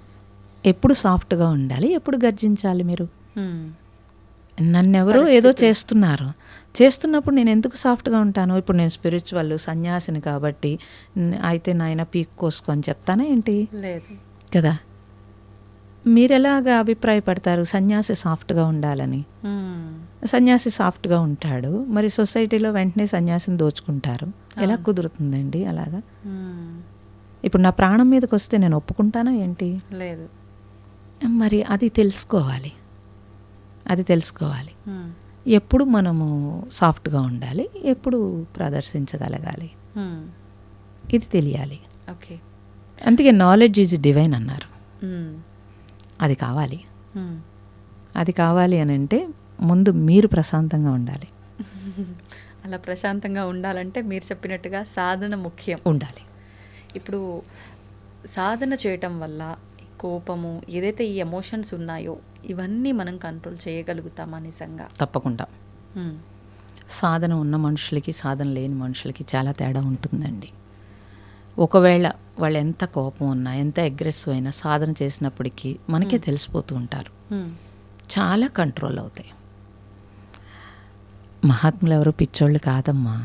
అన్నీ వదులుకుని సాధన చేయటానికి మనం తెలివైన వాళ్ళము కాదు. అవును. నిజం చెప్పాలనంటే వాళ్ళు ఎందుకు సాధన చేశారు? మరి ఎంతోమంది ఎన్నో వదులుకుని సాధన చేశారు. ఎందుకు చేశారు వాళ్ళు?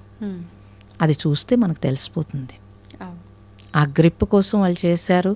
ఏమున్నా ఏమి లేకపోయినా హ్యాపీగా జీవించారు. ఇప్పటికీ మీకు హిమాలయాల్లో అన్ని చోట్ల ఏమీ లేకుండా ఒక్క సంకల్పంతో అన్ని కాళ్ళ దగ్గరికి వచ్చేటట్టు ఉన్నాయి. ఎలా? వాళ్ళందరూ వాళ్ళ సాధన గ్రిప్పే కదా. మీరు ఇప్పుడు మొన్న దీన్ని బట్టి చూస్తే అఘోరీలో ఎంతోమంది నాగసాధువులు ఎంతోమంది ఎక్కడి నుంచి వచ్చారు, ఎక్కడి నుంచి వెళ్ళారు, వాళ్ళందరూ ఉట్టప్పుడు మీకు ఎందుకు కనిపించట్లేదు? కుంభమేళాలో ఉట్టప్పుడు ఎక్కడున్నారు వాళ్ళందరూ ఎక్కడున్నారు? సొసైటీలో లేరు కదా. మరి వాళ్ళందరూ జీవిస్తున్నారు. వాళ్ళని చూడడానికి మనం వెళ్తున్నాం. ఇంత నాగరికంగా ఉండి, ఇంత డెవలప్మెంట్ ఉండి మనం వాళ్ళని తెలుసుకోవడానికి వెళ్తున్నాం కదండి. అంటే అందరికీ కోరిక ఉంది, చేయలేకపోతున్నారేమో తప్పించి అందరికీ ఉంటుందమ్మా. అంటే మనిషిగా జన్మించాము అంటే ఇవి అన్నీ అనుభవించాల్సిందే. మళ్ళీ జన్మ ఉంటుందో లేదో, మీరు అన్నట్టు ఇందాక ఒక ఇల్లు, ఒక కారు, అనుభవించండి, ఇవి ఉండాలి. అందులో వెళ్తే ఇవన్నీ అనుభవించలేం కదా. ఆ ఒక్క ఆలోచనతో ఆగిపోతున్నారేమో అనుకోవచ్చు. తప్పు అది. ఇప్పుడు అందులో ఉంటే ఎందుకు ఉండదండి? ఇప్పుడు నేను కారు కొనుక్కోను, కానీ రోజుకు ఒక కారు ఎక్కుతాను. మీరే ఎక్కలేరు అలాగా, మీరే చేయలేరు. నేను ఎంత పెద్ద పెద్ద ఇళ్ళు చూస్తాను, ఎంత పూరు గుడిసెలు చూస్తాను, ఎన్ని ఇంట్లో నేను ఉంటాను. అసలు నాకైతే అన్నీ ఈ హైదరాబాద్ వస్తే ఇక్కడ ఎంతోమంది నాకు రూమ్స్, గెస్ట్ హౌస్లు ఉంటాయి. నాకు అలా ఉంచేస్తారు అమ్మ కోసం అని. అన్ని ఇళ్ళు నాయే, మీకైతే ఒకటే ఇల్లు ఉంది. నేను హౌస్ కట్టుకున్నప్పుడు 20 సంవత్సరాలు 4 అంతస్తులు కట్టాను. కట్టి అద్దెకిచ్చి ప్రశాంతంగా ఉంటాను, నా సత్సంగం చేసుకుంటాను, మెడిటేషన్ హాల్ చేసుకుంటాను, లేకపోతే డిప్రెషన్ అమ్మాయిలను ఉంచుకుంటాను. ఇన్ని ఊహతో 20 సంవత్సరాలు పెట్టాను. నేను ఎప్పుడైతే సన్యాసిని అనుకున్నప్పుడు టప్మన ఇల్లు వదిలేశాను. మా అమ్మాయి అడిగింది, 20 సంవత్సరాలు నీ జీవితం, ఈ ఇల్లు నీకేమి ఎమోషన్ అనిపించట్లేదా అని. అయ్యో, 20 సంవత్సరాలు వేస్ట్ అయిపోయింది. ఇప్పుడు ఒకే ఇంట్లో ఉండిపోయాను. ఇప్పుడు బోల్డ్ స్వేచ్ఛాజీవిని, బోల్డ్ ఇళ్ళు, అన్ని ఇళ్ళు నాయే. ఇప్పుడు మీ ఇంటికి వస్తే కాదంటారా ఏంటి నన్ను? అస్సలు కదా. మీకంటే కూడా మీరు మీ రూమ్ వదిలేసి నాకు ఇస్తారు. అవును. ఎలా ఇస్తారు? ఏది రాలేదు చెప్పండి? ఏది రాలేదు? అన్నీ వదిలేసి లోపల ఉంటాము, అన్నీ మన దగ్గరే ఉంటాయి. కానీ అంత ఈజీగా యాక్సెప్ట్ చేయలేకపోతున్నాం కదా. అదే సాధన కావాలి. 20 సంవత్సరాలు చెప్పారు ఆ ఇల్లును వదులుకోవడం, అంత ఈజీగా వదులుకున్నారు. ఆ వదులుకున్నది కూడా ఒకటి కాకపోతే అన్నీ నాయనే భావనలో ఉన్నారు. అంటే ఎగ్జాంపుల్ అలా చెప్పారు మీరు. మేము అంత ఈజీగా తీసుకోలేకపోతున్నాం. అందుకే సాధన కావాలి, దానికే సాధన కావాలి. నేను నాది అని వదిలేస్తే నన్నే చేరుకుంటావు అన్నాడు శ్రీకృష్ణుడు. మరి నేను నాది వదలడానికే కదా సాధన. దేనికి సాధన? దేనికి సాధనమ్మా? అది వదలడానికే కదా సాధన. నేను ఇప్పుడు చాలామంది అడుగుతారమ్మా, మీకు ఈ కారు కొంటాము, లేకపోతే ఇప్పుడేవో వచ్చినాయి కదా రకరకాలు, మీరు అందులోనే పడుకోవచ్చు, అందులోనే కిచెన్ ఉంటుంది, ఏవో చెప్తారు, నాకు చూపిస్తారు కూడా. ఎందుకు నాకు అలాగా? అది మీరు కొనిస్తారు, ఒకటే ఉంటుంది. ఇప్పుడు నా ఇష్టం, నాకు ఎప్పుడు ఏది కావాలంటే అది ఆ టైంకి ఈశ్వరుడు అది అమరుస్తాడు. ఇలా అంటే ఎవరో అడిగారు, మీరంటే ఒక స్థితికి వచ్చారు కాబట్టి మీకు వస్తాయి, మాకు వస్తాయా అని అడిగారు. నువ్వు కూడా రా స్థితికి, వస్తాయి, అన్నీ వస్తాయి. హిమాలయాల్లో ఎక్కడో అడవుల్లో తపస్సు చేసుకుంటూ కాళ్ళ దగ్గరికి అన్నీ వస్తున్నాయమ్మా. ఎలా వస్తున్నాయి? అంటే ఆ శక్తి మనకుంది. హ్మ్. అంతటి హిమాలయాలు సంకల్ప శక్తి ఉంది. హిమాలయాలు అనుకుంటున్నాము. ఇప్పుడు మొన్న ఇందాక మీరు చెప్పినట్టుగా ఈ యోగులు, నాగసాధువులు, అఘోరాలు, అఘోరీలు వీళ్ళంతా కూడా రావటం చూసాం. నార్మల్ సమయాల్లో వీళ్ళు ఎక్కడా కనిపించరు. ఏమన్నా అంటే అక్కడ హిమాలయాల్లో అక్కడ శంబల రకరకాల ఇవన్నీ చెప్తూ ఉంటారు. అక్కడ ఉంటారు అని చెప్పి. ఎందుకు అక్కడే ఉండాలి? అంటే జనావాసానికి దూరంగా ఉండాలన్న ఉద్దేశమా? దేనికి అక్కడే ఉండటం? వాళ్ళ సాధన డిస్టర్బెన్స్ జరగకుండా ఉండడానికి పవిత్ర ప్లేసుల్లో మహాత్ములు, ఎంతోమంది మహాత్ములు వాళ్ళ జన్మలో వాళ్ళు సాధించింది ఎంతో వదిలి వెళ్ళారు. అది లోక కళ్యాణం కోసం, మిగతా వాళ్ళ సాధన ఇంక్రీజ్ అవ్వడం కోసం కొన్ని ప్లేసుల్లో తప్పనిసరిగా ఆ ప్లేసుల్లో మీరు చూడండి, ఇప్పుడు ఒక అరుణాచలం వెళ్తే ఒక ప్రశాంతంగా ఉందంటున్నారు, లేకపోతే ఇంకోటి అంటున్నారు. ఎక్కడి నుంచి వచ్చింది ఇదంతా? ఆ మహాత్ములు అక్కడ సాధన చేసి వాళ్ళు ఇచ్చిన సూక్ష్మత అదంతా కూడా మన సాధన ఇంకొంచెం తొందరగా ఇంక్రీజ్ అవ్వడానికి వాళ్ళు నిర్దేశించిన ప్లేసుల్లో వాళ్ళు లోక కళ్యాణం కోసం చేసే పనులుంటాయి. సూక్ష్మతతోటి పంచభూతాలని మనం పాడు చేస్తుంటే దాన్ని బాగు చేసే పనులున్నాయి. స్థూలంలో కొంత సేవ ఉంటే సూక్ష్మతలో కొంత సేవ ఉంటుంది. అది చేయాలని అంటే చాలా సహకారం కావాలి, ప్రకృతి సహకారం కావాలి. వాటన్నింటి కోసం వాళ్ళు అక్కడ ఉంటారు. ఈ పంచభూతాలు, ప్రకృతి యొక్క ప్రభావం అనేది ఎలా ఉంటుంది మానవుడిపై? ఆ ప్రకృతిని కాపాడుకోవాలి అని అంటే మానవులు చేయాల్సిన ప్రయత్నం ఏంటి? ఆచరించాల్సిన విధానం ఏంటి? పంచభూతాల నుంచే కదమ్మా మనం తీసుకుంటున్నాము. బయట ఉంటే గాలి, లోపల ఉంటే ప్రాణశక్తి. ఈ భూమి నిన్ను మోస్తోంది, ఆకాశం ఓజోన్ శక్తి ఇస్తుంది. నీరు లేకపోతే మీరు బ్రతకలేరు. ఆహారం లేకుండా ఉపవాసం ఉండగలరు, నీటితో ఉండగలరు. నీరు లేకుండా అసలు ఉండలేరు కదండి. అగ్ని లేకుండా ఉండలేరు. సూర్యకిరణాలు లేకపోతే కిరణజన్య సంయోగ క్రియ జరగదు ఇక్కడ. మరి అంత సహకరిస్తున్న పంచభూతాలకి మనమేం చేస్తున్నాం అనే ఒక్క ఆలోచన చాలు. ఒక్క ఆలోచన ఉంటే కనుక ఇన్ని కెమికల్స్ మీరు అంటున్నారు పొల్యూషన్ అని, ప్రతి ఒక్కళ్ళు ఎన్ని కెమికల్స్ వాడుతున్నారమ్మా. పూర్వం మన పెద్దలు వాడారా? లేదు. మరి వాళ్ళు ఆరోగ్యంగా లేరా? అప్పుడే ఆరోగ్యంగా ఉన్నారు. మరి ఎలాగ మీరు పాడు చేస్తారమ్మా?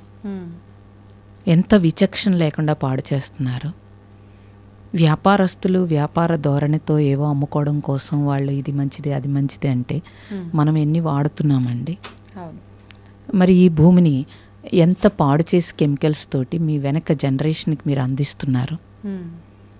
ఆ భూమి పాడైపోతే, ఆ నీరు పాడైపోతే మన పిల్లలు ఏ కెమికల్ నీళ్ళు తాగుతారు? ఇది మనం తెలియాలండి. ఇది మనం తెలిస్తే సరిపోతుంది. కనీసం మన ధర్మం ఏంటంటే మనకి మనం కెమికల్ వాడకుండా ఉంటామా? ఇప్పుడు వస్తున్న ఎకో ఫ్రెండ్లీలో ఏమైనా మీరు చేయగలుగుతారా? పోనీ ప్లాస్టిక్ నిర్మూలన కోసం మేము ఎన్ని సంవత్సరాలమ్మా మా సొంత ఖర్చులతోటి మేము క్లాత్ కొని సంచులు కుట్టి వేల సంచులు పంచిపెట్టేవాళ్ళం. ఎందుకండి అలాగా? ఎవరు మానేస్తారన్నారు. ఈరోజు ఎంత ఉద్యమం వచ్చింది. మరి ఎవరికి వాళ్ళకి అది చేయాలి కదమ్మా. అలాగా ప్రతి ఒక్కరిలో మార్పు రావాలి. నేను ఎన్నోసార్లు చెప్తూ ఉంటాను, ఇంట్లో మీరు సోపులు వాడటం తగ్గించండి. అంతంత సర్ఫులు వేసి మీరు చేయాల్సిన అవసరం లేదు అసలు. ఎందుకు చేస్తున్నారు అంటే ఆ టైంకి నేను బజార్ నుంచి తెచ్చుకుంటాను, ఏదో యాంత్రికంగా పనిచేస్తాను, యాంత్రికంగా వాడేస్తూ ఉంటాను. అది ఎంతవరకు కరెక్ట్? మన పెద్దలందరూ కూడా ఈ పంచభూతాలకి అందుకే భూమాత అని చెప్పి వాళ్ళు దేవతల కింద ఆరాధించారు. ఎందుకని మన మైండ్లో దాని మీద రెస్పెక్ట్ రావడం కోసం. మనకిప్పుడు ఆ రెస్పెక్ట్ ఉందా? లేదు. అట్లీస్ట్ ఏం చేస్తామమ్మా అసలు? ఈ సొసైటీ పాడు చేయడం తప్ప మరి అది పాపం కాదా? నేనేం పాపం చేశానంటాడు. మరి నేనేం పాపం చేశానేంటి? పాపము చాలా సునిశ్చితంగా ఉంటుందమ్మా. అంటే దొంగతనం చేయడం, మర్డర్ చేయడమే పాపం అనుకుంటారు. మరి ప్రతి క్షణం చేసే పాపాలు, దుర్మార్గమైన పనులు మాత్రమే అవి మహాపాపాలు. ఇవి పాపాలు. రోజు మొత్తం మీద ఎన్ని పాపాలు చేస్తామండి. అలాగా ఇవన్నీ చూసుకుంటే తెలుస్తుంది.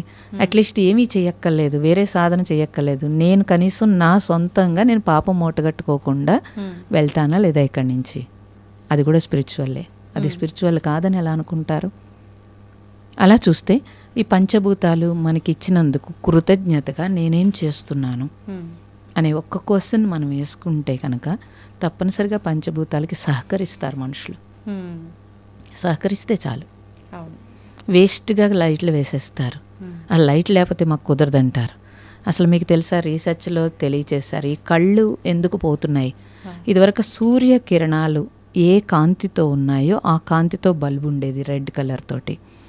ఇప్పుడు ఎప్పుడైతే ఈ ట్యూబ్ లైట్లు వచ్చినావో ఆ కాంతికి ఆపోజిట్ కాంతి రావడం వల్ల ఈ కళ్ళు తీసుకోలేకపోతున్నాయి.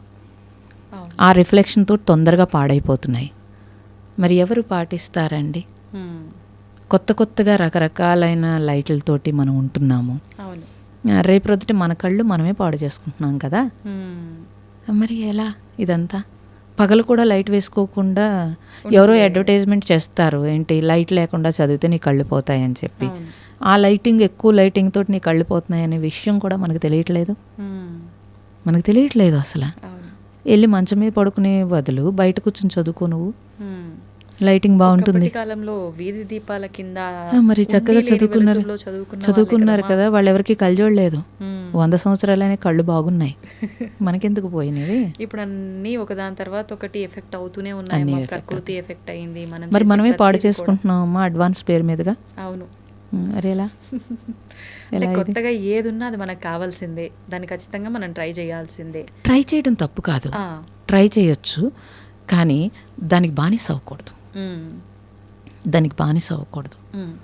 సెల్ ఫోన్ వాడుతున్నారమ్మా, దానికి బానిస అవ్వకూడదు. అది ఉపయోగం వస్తువు చక్కగా కనిపెట్టారు, ఉపయోగం నువ్వు వాడుకో చక్కగా. ఎందుకు బానిస అవుతున్నాము? అదొక్కటే మనం చూసుకోవాల్సింది. నేను మోడర్న్గా ఉండడం తప్పని నేను చెప్పట్లేదు, నువ్వు ఉండు, కానీ దానికి బానిస అవ్వకు. ఇలా ఉంటేనే నాకు నచ్చుతుంది అని అంటే నువ్వు బానిస అయినట్టు లెక్క. ఎలా ఉన్నా నేను ఉండగలుగుతాను, అటు మోడర్నా ఇటు లేకపోతే ఎలా అయినా ఉండగలుగుతాను అన్నారనుకోండి, మీరు కంట్రోల్లో ఉన్నట్టు లెక్క. చాలా తక్కువ మంది ఉంటారు అలా. స్పిరిచువల్ అదే నేర్పుతోంది, అది తెలియట్లేదు. 60 ఏళ్ళు వచ్చాక స్పిరిచువల్ అనుకుంటున్నారు. జ్ఞానం నేర్పుతోంది స్పిరిచువల్. సో ఆ జ్ఞానం నేర్చుకోవడం మానేసి అదేదో వృద్ధాప్యంలో భగవంతుడు అనుకుంటున్నారు, అది తప్పు అంటున్నాను నేను. నువ్వు పూజ చేస్తే నీకు మనశ్శాంతిగా ఉంటుంది, దానికి చేయమన్నారు. నేను మోడర్న్గా చేయనని చెప్పి మళ్ళీ నువ్వు మనశ్శాంతి కోసం వెతుక్కుంటున్నావు కదా. మరి మన జీవన విధానంలో మనకు పెట్టేశారు ఇవన్నీ. నీకు ప్రొద్దుటే నీ మనశ్శాంతి కావాలి, నువ్వు ఎందుకని యుద్ధానికి వెళ్తున్నప్పుడు ఈ సంసారంలో రకరకాల యుద్ధాలు చేయాల్సి ఉంటుంది. నువ్వు ప్రశాంతంగా ఉంటే అవన్నీ ఎదుర్కోగలుగుతావు. నాలెడ్జ్ ఉంటే కనుక వాటన్నింటినీ సమయస్ఫూర్తితో చేసుకోగలుగుతావు. లేకపోతే ఎలాగమ్మా? అమ్మ, ఒక చిన్న డౌట్. ఇప్పుడు ప్రస్తుతం మనకు ఆధ్యాత్మికత గురించి, సనాతన ధర్మం గురించి, వీటన్నిటి గురించి, సాధన గురించి అయితేనేంటి, వీటి గురించి మనం ఎంత ఎక్కువగా వింటున్నామో మీడియా ద్వారా, అంత ఎక్కువగా ఇది చేస్తేనే ఇలా ఉంటాము, అది చేస్తేనే అలా ఉంటాము, అసలు మనము ఉన్నదానికి అర్థం ఇది, దీన్ని మనం తెలుసుకోవాలి, ఇలాంటివన్నీ కూడా రేజ్ అవుతున్నాయి, బయటకు వస్తున్నాయి. దాన్ని ఆచరించాలనే ఆలోచన కొంతమందిలో వస్తుంది. ఇదంతా మూఢనమ్మకం అనుకునే వాళ్ళు కొంతమంది ఉన్నారు. అయితే నాకు అనిపించింది ఏంటంటే, ఒకప్పటి కాలంలో వాళ్ళ పని వాళ్ళు చేసుకున్నారా, వాళ్ళ పనికి వాళ్ళు వెళ్ళారా, మళ్ళీ టైం ప్రకారంగా వండుకున్నారా, తిన్నారా, టైం ప్రకారంగా పడుకున్నారా తప్పితే, అంటే ఎక్కువగా దీపారాధనలు చేయటము, సాధనలు చేయటం కూడా చూసిన సందర్భాలు చాలా తక్కువ. పండగ వచ్చిందంటే ఇప్పుడు మనము రోజు చేసేదానికి కొంచెం భిన్నంగా ఎలా చేసుకుంటున్నామో, వాళ్ళు నిత్యము దీపారాధన లేని గృహాలు కూడా ఉన్నాయి. అంటే ప్రత్యేకించి కొన్ని వర్గాల వారు మాత్రమే నిత్య దీపారాధన ఆలోచించటము. మరి వాళ్ళు బాగానే ఉన్నారు కదా, ఇప్పుడు ఇవి చేయకపోవటం వల్లే ఈ సాధన, లేదంటే ఈ భక్తి, ఈ దీపారాధనలు ఇవి చేయకపోవటం వల్ల ఈ ఇబ్బందులు అని అంటే దాన్ని ఎలా తీసుకోవచ్చు అంటారమ్మా? ఇది చెయ్యకపోతే ఇది వస్తుందన్న తప్పండి.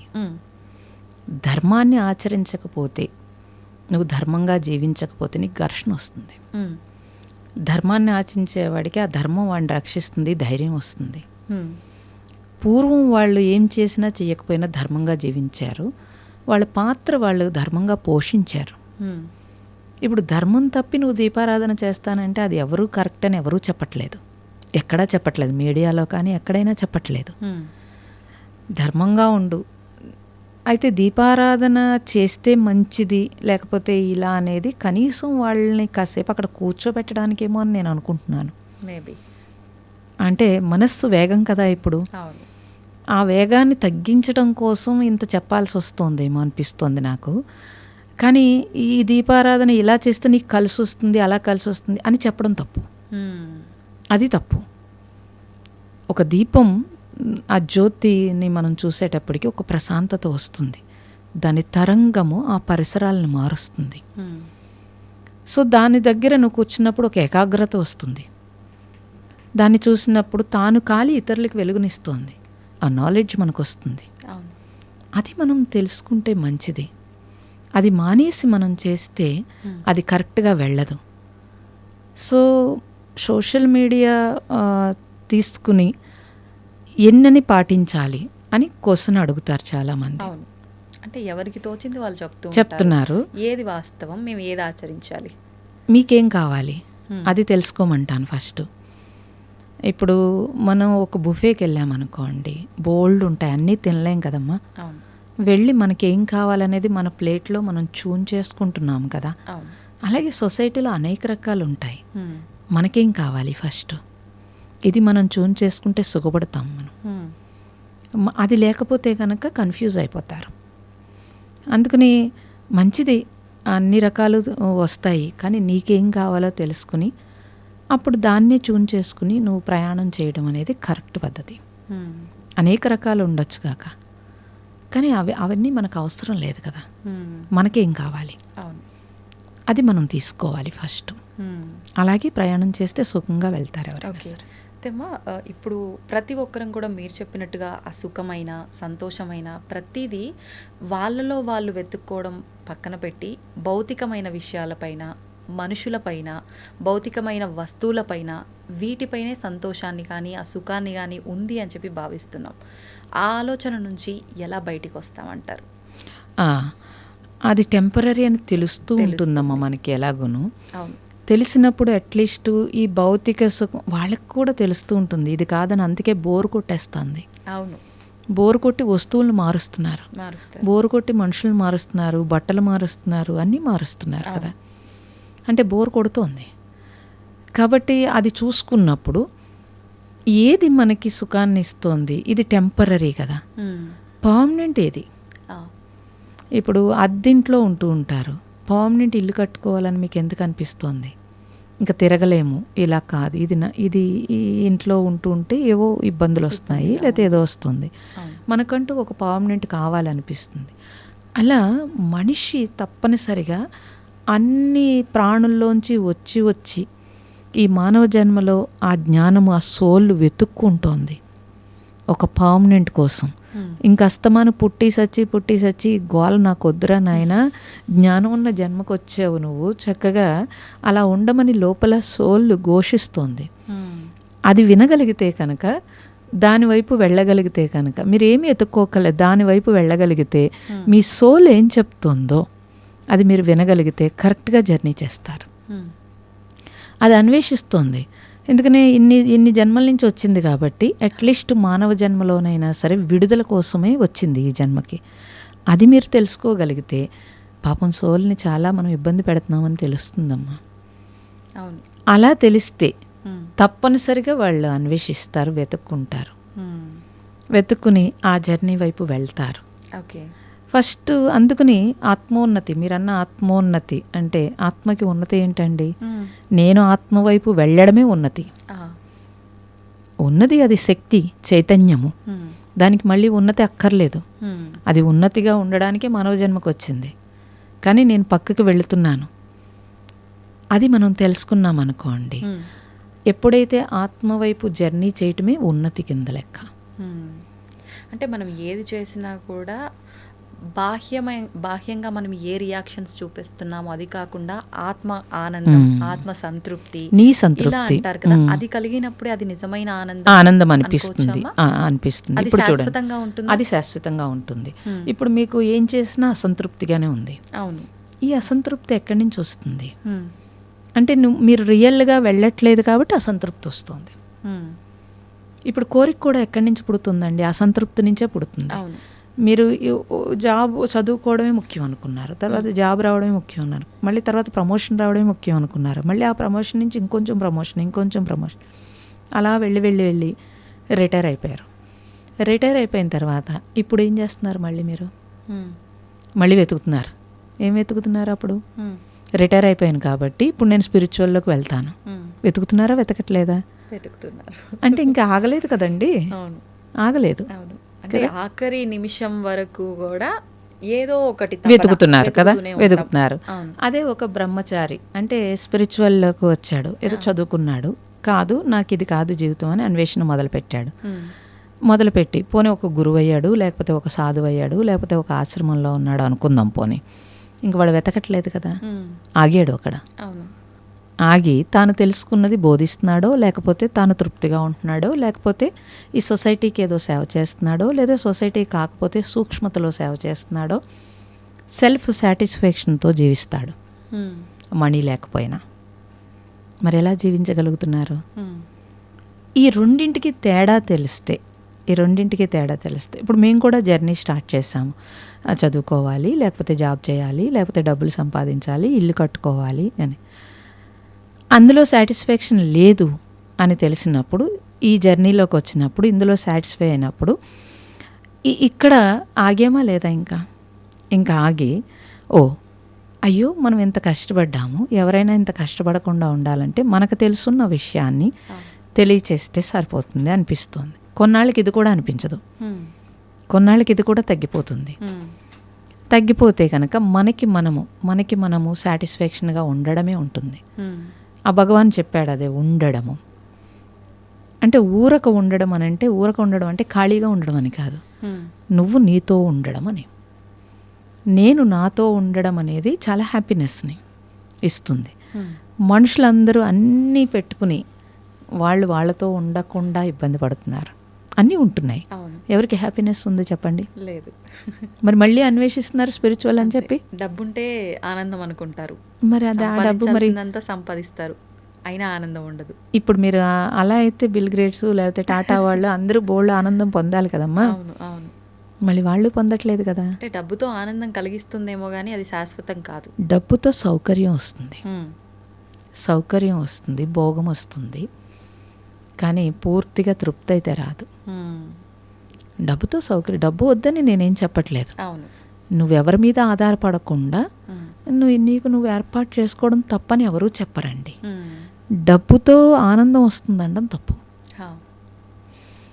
అది అంటే నీకు కావాల్సినవి ఇవ్వడానికి అది మాధ్యమం కింద ఉపయోగించుకుంటున్నాం మనం తప్పనిసరిగా. అవసరం అంతే, అది అవసరం.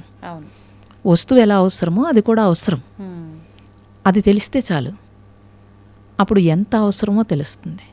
ఎంత అవసరమో తెలిస్తే ఇంత పరుగు ఉండదు. వాడి జన్మని వాడు ఎంతో కొంత ఉపయోగించుకుంటాడు.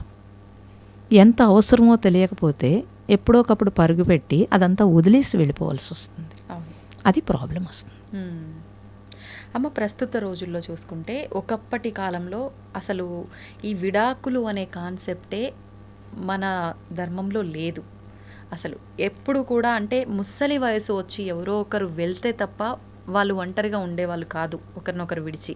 అలా ఉండేవాళ్ళు. ఇప్పటి పరిస్థితి మాత్రం అది పెళ్ళైనాక నెల, సంవత్సరమా, ఏంటి, ఎప్పుడు అనేది సంబంధమే లేదు, విడాకులు ఎక్కువగా చూస్తూ ఉన్నాం. ఎందుకు ఇలా అవుతుందంటారు? అటువంటి వాళ్ళకు మీరు ఒక చిన్న మెసేజ్ ఇవ్వాలంటే ఏమిస్తారు? భరించలేకపోతున్నారు.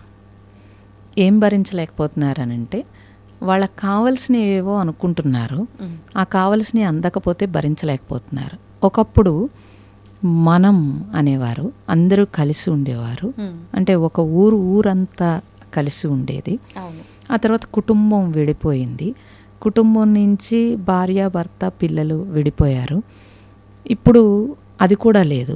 నేను నా భర్త అని వెళ్ళిపోతున్నారు. ఆ తర్వాత నేనొక్కడినే వచ్చేసింది. వివాహంలో ఏమవుతుంది అని అంటే క్యాలిక్యులేషన్ వచ్చేసింది.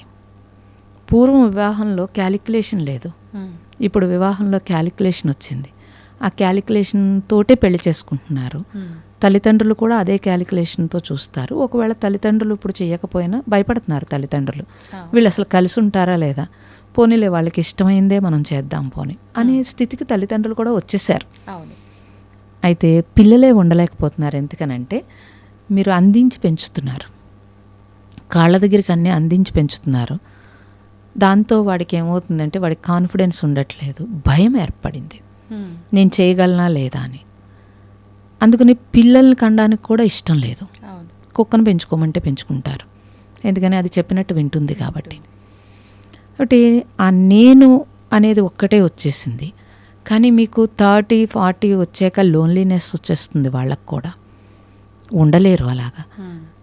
ఇప్పుడు అన్నీ దొరికేస్తున్నాయి కాబట్టి స్విగ్గీలో, లేకపోతే బయట అన్నీ దొరికేస్తున్నాయి కాబట్టి నాకు అవసరం లేదు అనిపిస్తోంది. కానీ నువ్వు షేర్ చేసుకోవడానికి మనిషి సంఘజీవండి, మనిషి అలా ఉండలేరు. సో నువ్వు షేర్ చేసుకోవడానికి, నువ్వు పంచుకోవడానికి తోడనేది కావాలి అనేది తెలుస్తుంది. తెలిసిన తర్వాత సఫర్ అవుతారు ఎవరైనా సరే. కానీ నేనేం చెప్తున్నాను అని అంటే, ఎక్స్పెక్టేషన్ ఉంటేనే దుఃఖం వస్తుంది. ఎక్స్పెక్టేషన్ లేకుండా మీరు మనిషిని మనిషిగా చూడగలిగితే కనుక, వివాహం చేసుకునేటప్పుడు నెగిటివ్ పాజిటివ్ రెండూ ఉంటాయి. నాకు పాజిటివే కావాలంటే కుదరదు. నువ్వు వాళ్ళ ప్రేమని అందుకోవాలనుకుంటున్నావు, ఆ ప్రేమతో పాటు వాళ్ళకి ఏమి ఇబ్బందులు ఉన్నాయో అది కూడా నువ్వు తెలుసుకోవలసి ఉంటుంది. ఉంటే కనుక ఇద్దరు కలిసి జీవించేటప్పుడు అసలు గొడవే రాదమ్మా. అది లేకుండా ఉంటే గొడవ వస్తుంది. చిన్న చిన్న ఘర్షణలు ఉంటాయి, మనకి నచ్చనివి జరుగుతాయి. కానీ ప్రేమ ఉంటే కనుక అవన్నీ పక్కకి వెళ్ళిపోతాయి. లోపించిందే ప్రేమ అయింది, క్యాలిక్యులేషన్ పెరిగింది. ఆ క్యాలిక్యులేషన్ లేకుండా మనము యాక్సెప్టెన్సీ కనుక, అలా అణిగిమణిగి ఉండమని నేను చెప్పట్లేదు. అట్లీస్ట్ మనం అర్థం చేసుకుని యాక్సెప్టెన్సీ వస్తే, కాదండి అవతల వాళ్ళు అర్థం చేసుకోవాలి కదా అని అడుగుతున్నారు. సేపు ఒక సైడ్ నుంచే మేమే అర్థం చేసుకోవాలా, ఎదుటివారు కూడా ఒకసారి కాకపోతే ఒకసారి అర్థం చేసుకోవచ్చు కదా. ఇంకొకటి, నేను ప్రతిసారి అర్థం చేసుకున్నా నేను చులకనైపోతున్నా తప్ప సరే అర్థం చేసుకుంది అని వాళ్ళు అర్థం చేసుకోవట్లేరే, ఈ మొండివాదన కూడా ఎక్కువగా చూస్తాం. టైం పడుతుంది కదమ్మా, ఎక్కడో పెరిగారు, మీరెక్కడో పెరిగారు, మరి టైం పడుతుంది కదా. ఒక సెల్ ఫోన్ కొనుక్కున్నారు, అది మీకు అలవాటు అవడానికే టైం పడుతుంది కదా. మరి టైం పడుతుంది కదమ్మా.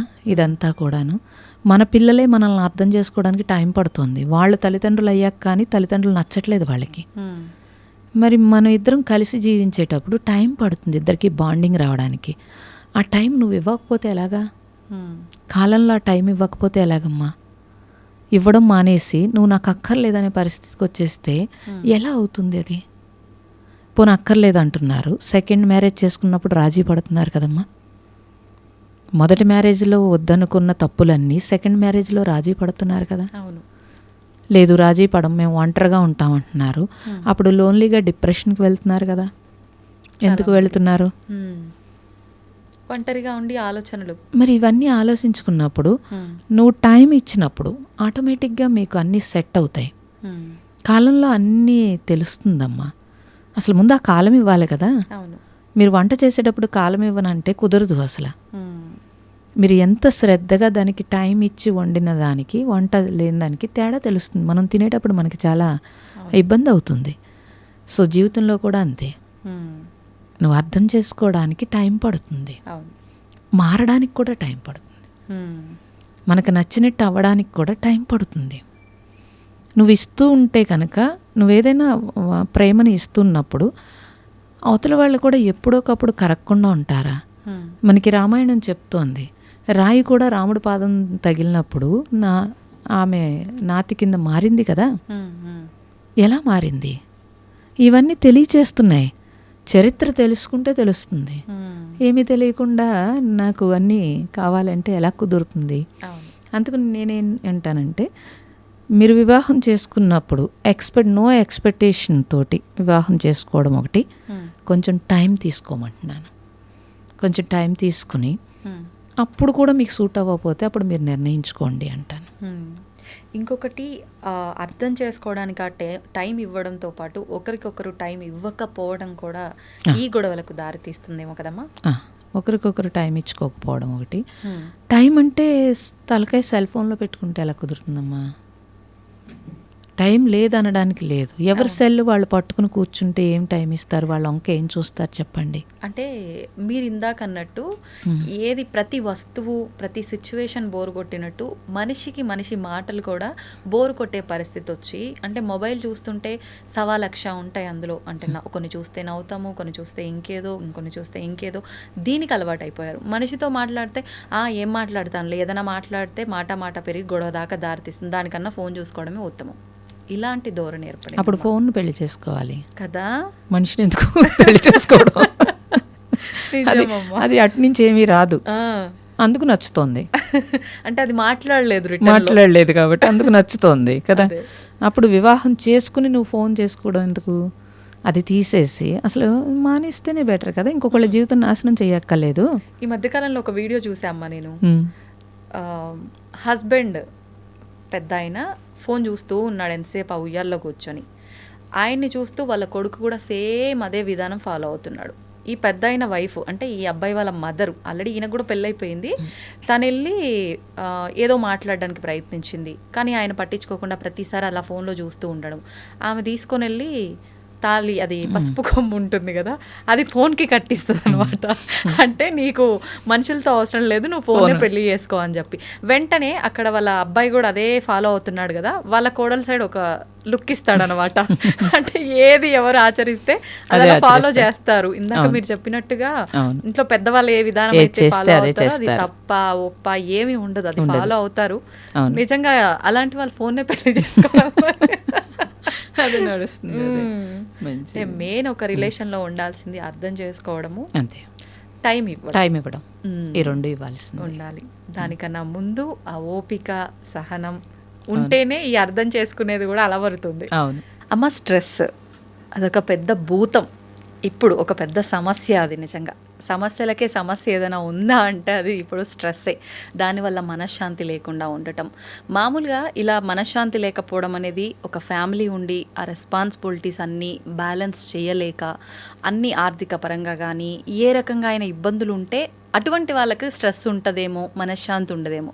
ఇప్పుడు అలా కాదు, చిన్న వయసు పిల్లల నుంచి కూడా ప్రతి ఒక్కరూ స్ట్రెస్కి ఫీల్ అవుతున్నారు. ఎందుకు అంటే ఏమీ ఉండదు, ఆ చిన్నదాన్ని కూడా వాళ్ళు పెద్ద దానిలో తీసుకోవడము, స్ట్రెస్ ఫీల్ అవ్వడము. ఇలా చాలామంది సూసైడ్ దాకా వెళ్ళిన వాళ్ళు కూడా ఉన్నారు. మీరు ఒక 90 మందికి పైగా స్ట్రెస్ నుంచి విముక్తి చెందేలా చేసి మళ్ళీ వాళ్ళ ఫ్యామిలీస్కి వాళ్ళని నార్మల్ స్థితిలో అప్పచెప్పడం జరిగింది. ఒక సింపుల్గా ఒక 2-3 టిప్స్ ఏమన్నా దాని నుంచి బయటపడాలి అని అంటే ఏం చేయొచ్చు, వాళ్ళ డైలీ లైఫ్ని ఎలా మార్చుకోవచ్చు? అసలు స్ట్రెస్ దేనికి వస్తుంది వాళ్ళకి చూసుకోవాలమ్మా. ఎక్కడైతే స్ట్రెస్ వస్తుందో ఆ విషయాలు కొంచెం దూరంగా ఉండటం మంచిది, కానీ ఒప్పుకోరు అలాగా. దాని మీదే ఫోకస్. అంటే స్ట్రెస్ ఎప్పుడు వస్తుందంటే కొంతమందికి వాళ్ళు అనుకున్నది అయిపోయే వరకు వేగం తగ్గదు, మైండ్ వేగము. పూర్వం ఎవరికి స్ట్రెస్ లేదు కదమ్మా. మన జీవన విధానంలో ఆ స్ట్రెస్ రాకుండా ఉండడానికి లైఫ్ స్టైల్లోనే మనకి డిజైన్ ఉంది అలాగా. మీరు జపం చేశారనుకోండి, కొద్దిసేపు ప్రశాంతత వస్తుంది. ఒక దీపం వెలిగిస్తే కొద్దిసేపు ప్రశాంతత వస్తుంది. అంటే రోజు మొత్తంలో మీరు ఆహారం అలసిపోయారనుకోండి, శరీరం అలసిపోతే వెంటనే పడుకుని రెస్ట్ తీసుకుంటున్నారు. మరి మైండ్కి రెస్ట్ ఎప్పుడు ఇస్తున్నారు? అసలు రెస్ట్ అని చెప్పి మంచమే పడుకుని సెల్ ఫోన్ చూస్తారు. అవును, మరి రెస్ట్ అవుతుందా, వేగం అవుతుందా? వేగమే. మరి అప్పుడు మీరు ఒక్కసారి కూడా మీ మైండ్ని పట్టించుకోకపోతే స్ట్రెస్ వస్తుంది. అందుకు నేనేమంటున్నానంటే, మీరు శరీరం ఎలా అయితే రెస్ట్ కావాలని అనిపిస్తుందో మైండ్ కూడా రెస్ట్ ఇవ్వాలి అన్నది ఫస్ట్ తెలియాలి. ఇది సింపుల్. అసలు ఆ రెస్ట్ ఇవ్వాలి అని అంటే నేను ఎలా అయితే నా మైండ్ కామ్ అవుతుంది అది మీరు చూసుకోవాలి. అది బుక్ చదువుకుంటారా, మొక్కల్లోకి వెళ్తారా, లేకపోతే వంట చేస్తారా, కొంతమందితో మాట్లాడితే వాళ్ళకి బాగుంటుంది, లేకపోతే ఎలా అయితే బాగుంటుంది, ఎలా అయితే మీకు ఆ మైండ్కి హ్యాపీగా అనిపిస్తుంది, లేదా ఎలా అయితే అసలు పూర్తిగా రెస్ట్ దొరుకుతుంది. ఇది మీరు ఎవరి జీవితంలో వాళ్ళు ఎవరికి ఒకే టెక్నిక్ అందరికీ పనిచేయదమ్మా. వాళ్ళు చూసుకోవాలి. చూసుకుని చక్కగా ఆ రోజంతా నా మైండ్ని ఇంత వేగంగా నడుపుతున్నాను కాబట్టి అట్లీస్ట్ నా మైండ్ కోసం నా టైము కనీసం 10 నిమిషాలు ఇస్తాను, పావుగంట ఇస్తాను. చిన్న ట్రిప్పు. ఈ 10 నిమిషాలు, ఈ పావుగంటలో నేను రొటీన్ పని చేయను, ఇంకా అలానే కొత్త పని కూడా చేయను. ఎలా అయితే నాకు నా మైండ్కి పీస్గా అనిపిస్తుంది అదే చేస్తాను అని కనీసం ఒక నెల రోజులు చేసి చూడండి అంటాను నేను. మీరు వద్దన్న టైంకి మీ మైండ్ అక్కడికే వచ్చేస్తుంది. ఆ తర్వాత ఏం చేస్తుందంటే మీరు ఎక్కువ స్ట్రెస్ పెట్టే కొలది అదే చెప్తుంది, నువ్వు ఆపు ఇంకా అని చెప్పి. మేము ఆశ్రమంలో చేసేది అదే చేస్తాం. తర్వాత కాన్ఫిడెన్స్ పెరిగేటట్టుగా వాళ్ళకి పనులు అప్పు చెప్తాం. అసలు మేము చేయలేము, మేము చెందలేము అనుకున్నవన్నీ చేయిస్తాను. లేడీస్ వచ్చి పార పట్టుకుని గణుపం పట్టుకుని లేకపోతే అన్ని పనులు ప్రతి పని నేర్చుకుంటారు. హా. కాన్ఫిడెన్స్ పెరిగితే కనుక స్ట్రెస్ లెవెల్ తగ్గుతుంది, భయం పోతుంది. First okay. వాళ్ళ మీద వాళ్ళకి భయం పోతుంది. భయమే స్ట్రెస్ కారణం. భయము స్ట్రెస్ కారణము, మైండ్ వేగము స్ట్రెస్ కారణం. ఈ రెండే ఉంటాయి. ఓకే. ఈ రెండింటిని మనము బ్యాలెన్స్ చేయగలిగితే కనుక లైఫ్లో ఎప్పుడు స్ట్రెస్ రాదు. పరిస్థితిలో ఇబ్బందులో ఏమొచ్చినా కాసేపు స్ట్రెస్ అనిపించినా వెంటనే బ్యాలెన్స్ చేసేసుకోగలుగుతాడు. బాడీకి మీరు గుడ్ ఫుడ్ లేకపోతే గుడ్ హెల్త్ అని అన్నీ ఇస్తున్నారు కదమ్మా, మైండ్కి కూడా ఇవ్వాలి అని చెప్తున్నాను నేను. మైండ్కి కూడా మీరు ఇస్తే మొత్తం మైండే ఈ బాడీని నడుపుతోంది కదా, అప్పుడు ఈ మైండ్ని మీరు కాపాడితే కనుక లైఫ్ లాంగ్ స్ట్రెస్ లేకుండా ఉంటారు. ఎవరు మైండ్ని కాపాడాలనుకోవట్లేదు, బాడీనే కాపాడాలనుకుంటున్నారు. అదొక్కటే తీసేయాలి. ఈ మైండే ఈ బాడీని కదుపుతోంది కాబట్టి ఈ మైండ్ని మనం జాగ్రత్తగా చూసుకోవాలి అనే ఒక్క చిన్న విషయం మీరు గుర్తుపెట్టుకుంటే లైఫ్ లాంగ్ మీ మైండ్ జాగ్రత్తగా ఉంటుంది. తద్వారా మీరు బాగుంటారు. ఓకే. అంటే శరీరపరంగా ఎలాంటి జాగ్రత్తలు తీసుకుంటున్నామో అసలు ముందు ఫోకస్ పెట్టాల్సింది మైండ్ మీద. మైండ్ పరంగా. అది ఒత్తిడికి గురవుతోందా, అది ఒత్తిడికి గురవుతోందా, ఏం చేస్తోంది, ఏది ఇబ్బంది పడుతోంది. ఎవరినో చూస్తే మనకు అసూయ వస్తుంది, ఎందుకండి మనం వెళ్ళడం కదా. ఓ పార్టీకి వెళ్ళాం, మనకు అసూయ వస్తుంది, ఇలా నాకు లేదే అనిపిస్తోంది. మైండ్కి స్ట్రెస్ ఇస్తున్నారు మీరు. అప్పుడు అంత హయ్యెస్ట్ పార్టీకి మానేసి నువ్వు లోయెస్ట్ పార్టీకి వెళ్ళాలి అన్నాను అనుకోండి, నచ్చదు, అస్సలు నచ్చదు. అంటే మీ మైండ్ని మీరే నలుపుతున్నారు కదా. అలా ఎందుకు? అప్పుడు ఇంటికి వచ్చి గొడవ పెట్టుకుంటారు. వాళ్ళు అలా ఎంత బాగున్నారు, మనం ఎందుకు బాగాలేదు, నువ్వు ఇలా చేసే వల్ల, అప్పుడెప్పుడో వ్యాపారంలో పోవడం వల్ల, లేకపోతే ఇలాగా మళ్ళీ ఇంకొంచెం స్ట్రెస్ ఇచ్చారు. మీరు ఇవ్వడమే కాదు, ఇంట్లో వాళ్ళకు కూడా ఇచ్చారు. తద్వారా వాళ్ళు ఎదురు కొట్టుకుంటుంటే పిల్లలు స్ట్రెస్ ఫీల్ అవుతారు. అంటే ఇప్పుడు స్ట్రెస్ మనమే తీసుకోవట్లేదు, అందరికీ పంచుతున్నాం.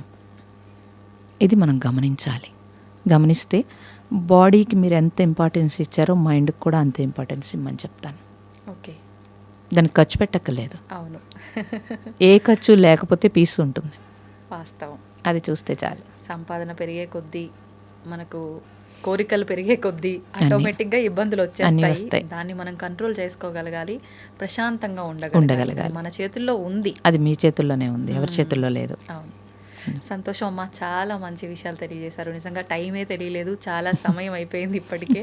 మళ్ళీ మరొక మంచి ఎపిసోడ్లో మళ్ళీ మీతో మాట్లాడాలని కోరుకుంటున్నానమ్మా. తప్పకుండా. మంచిదండి.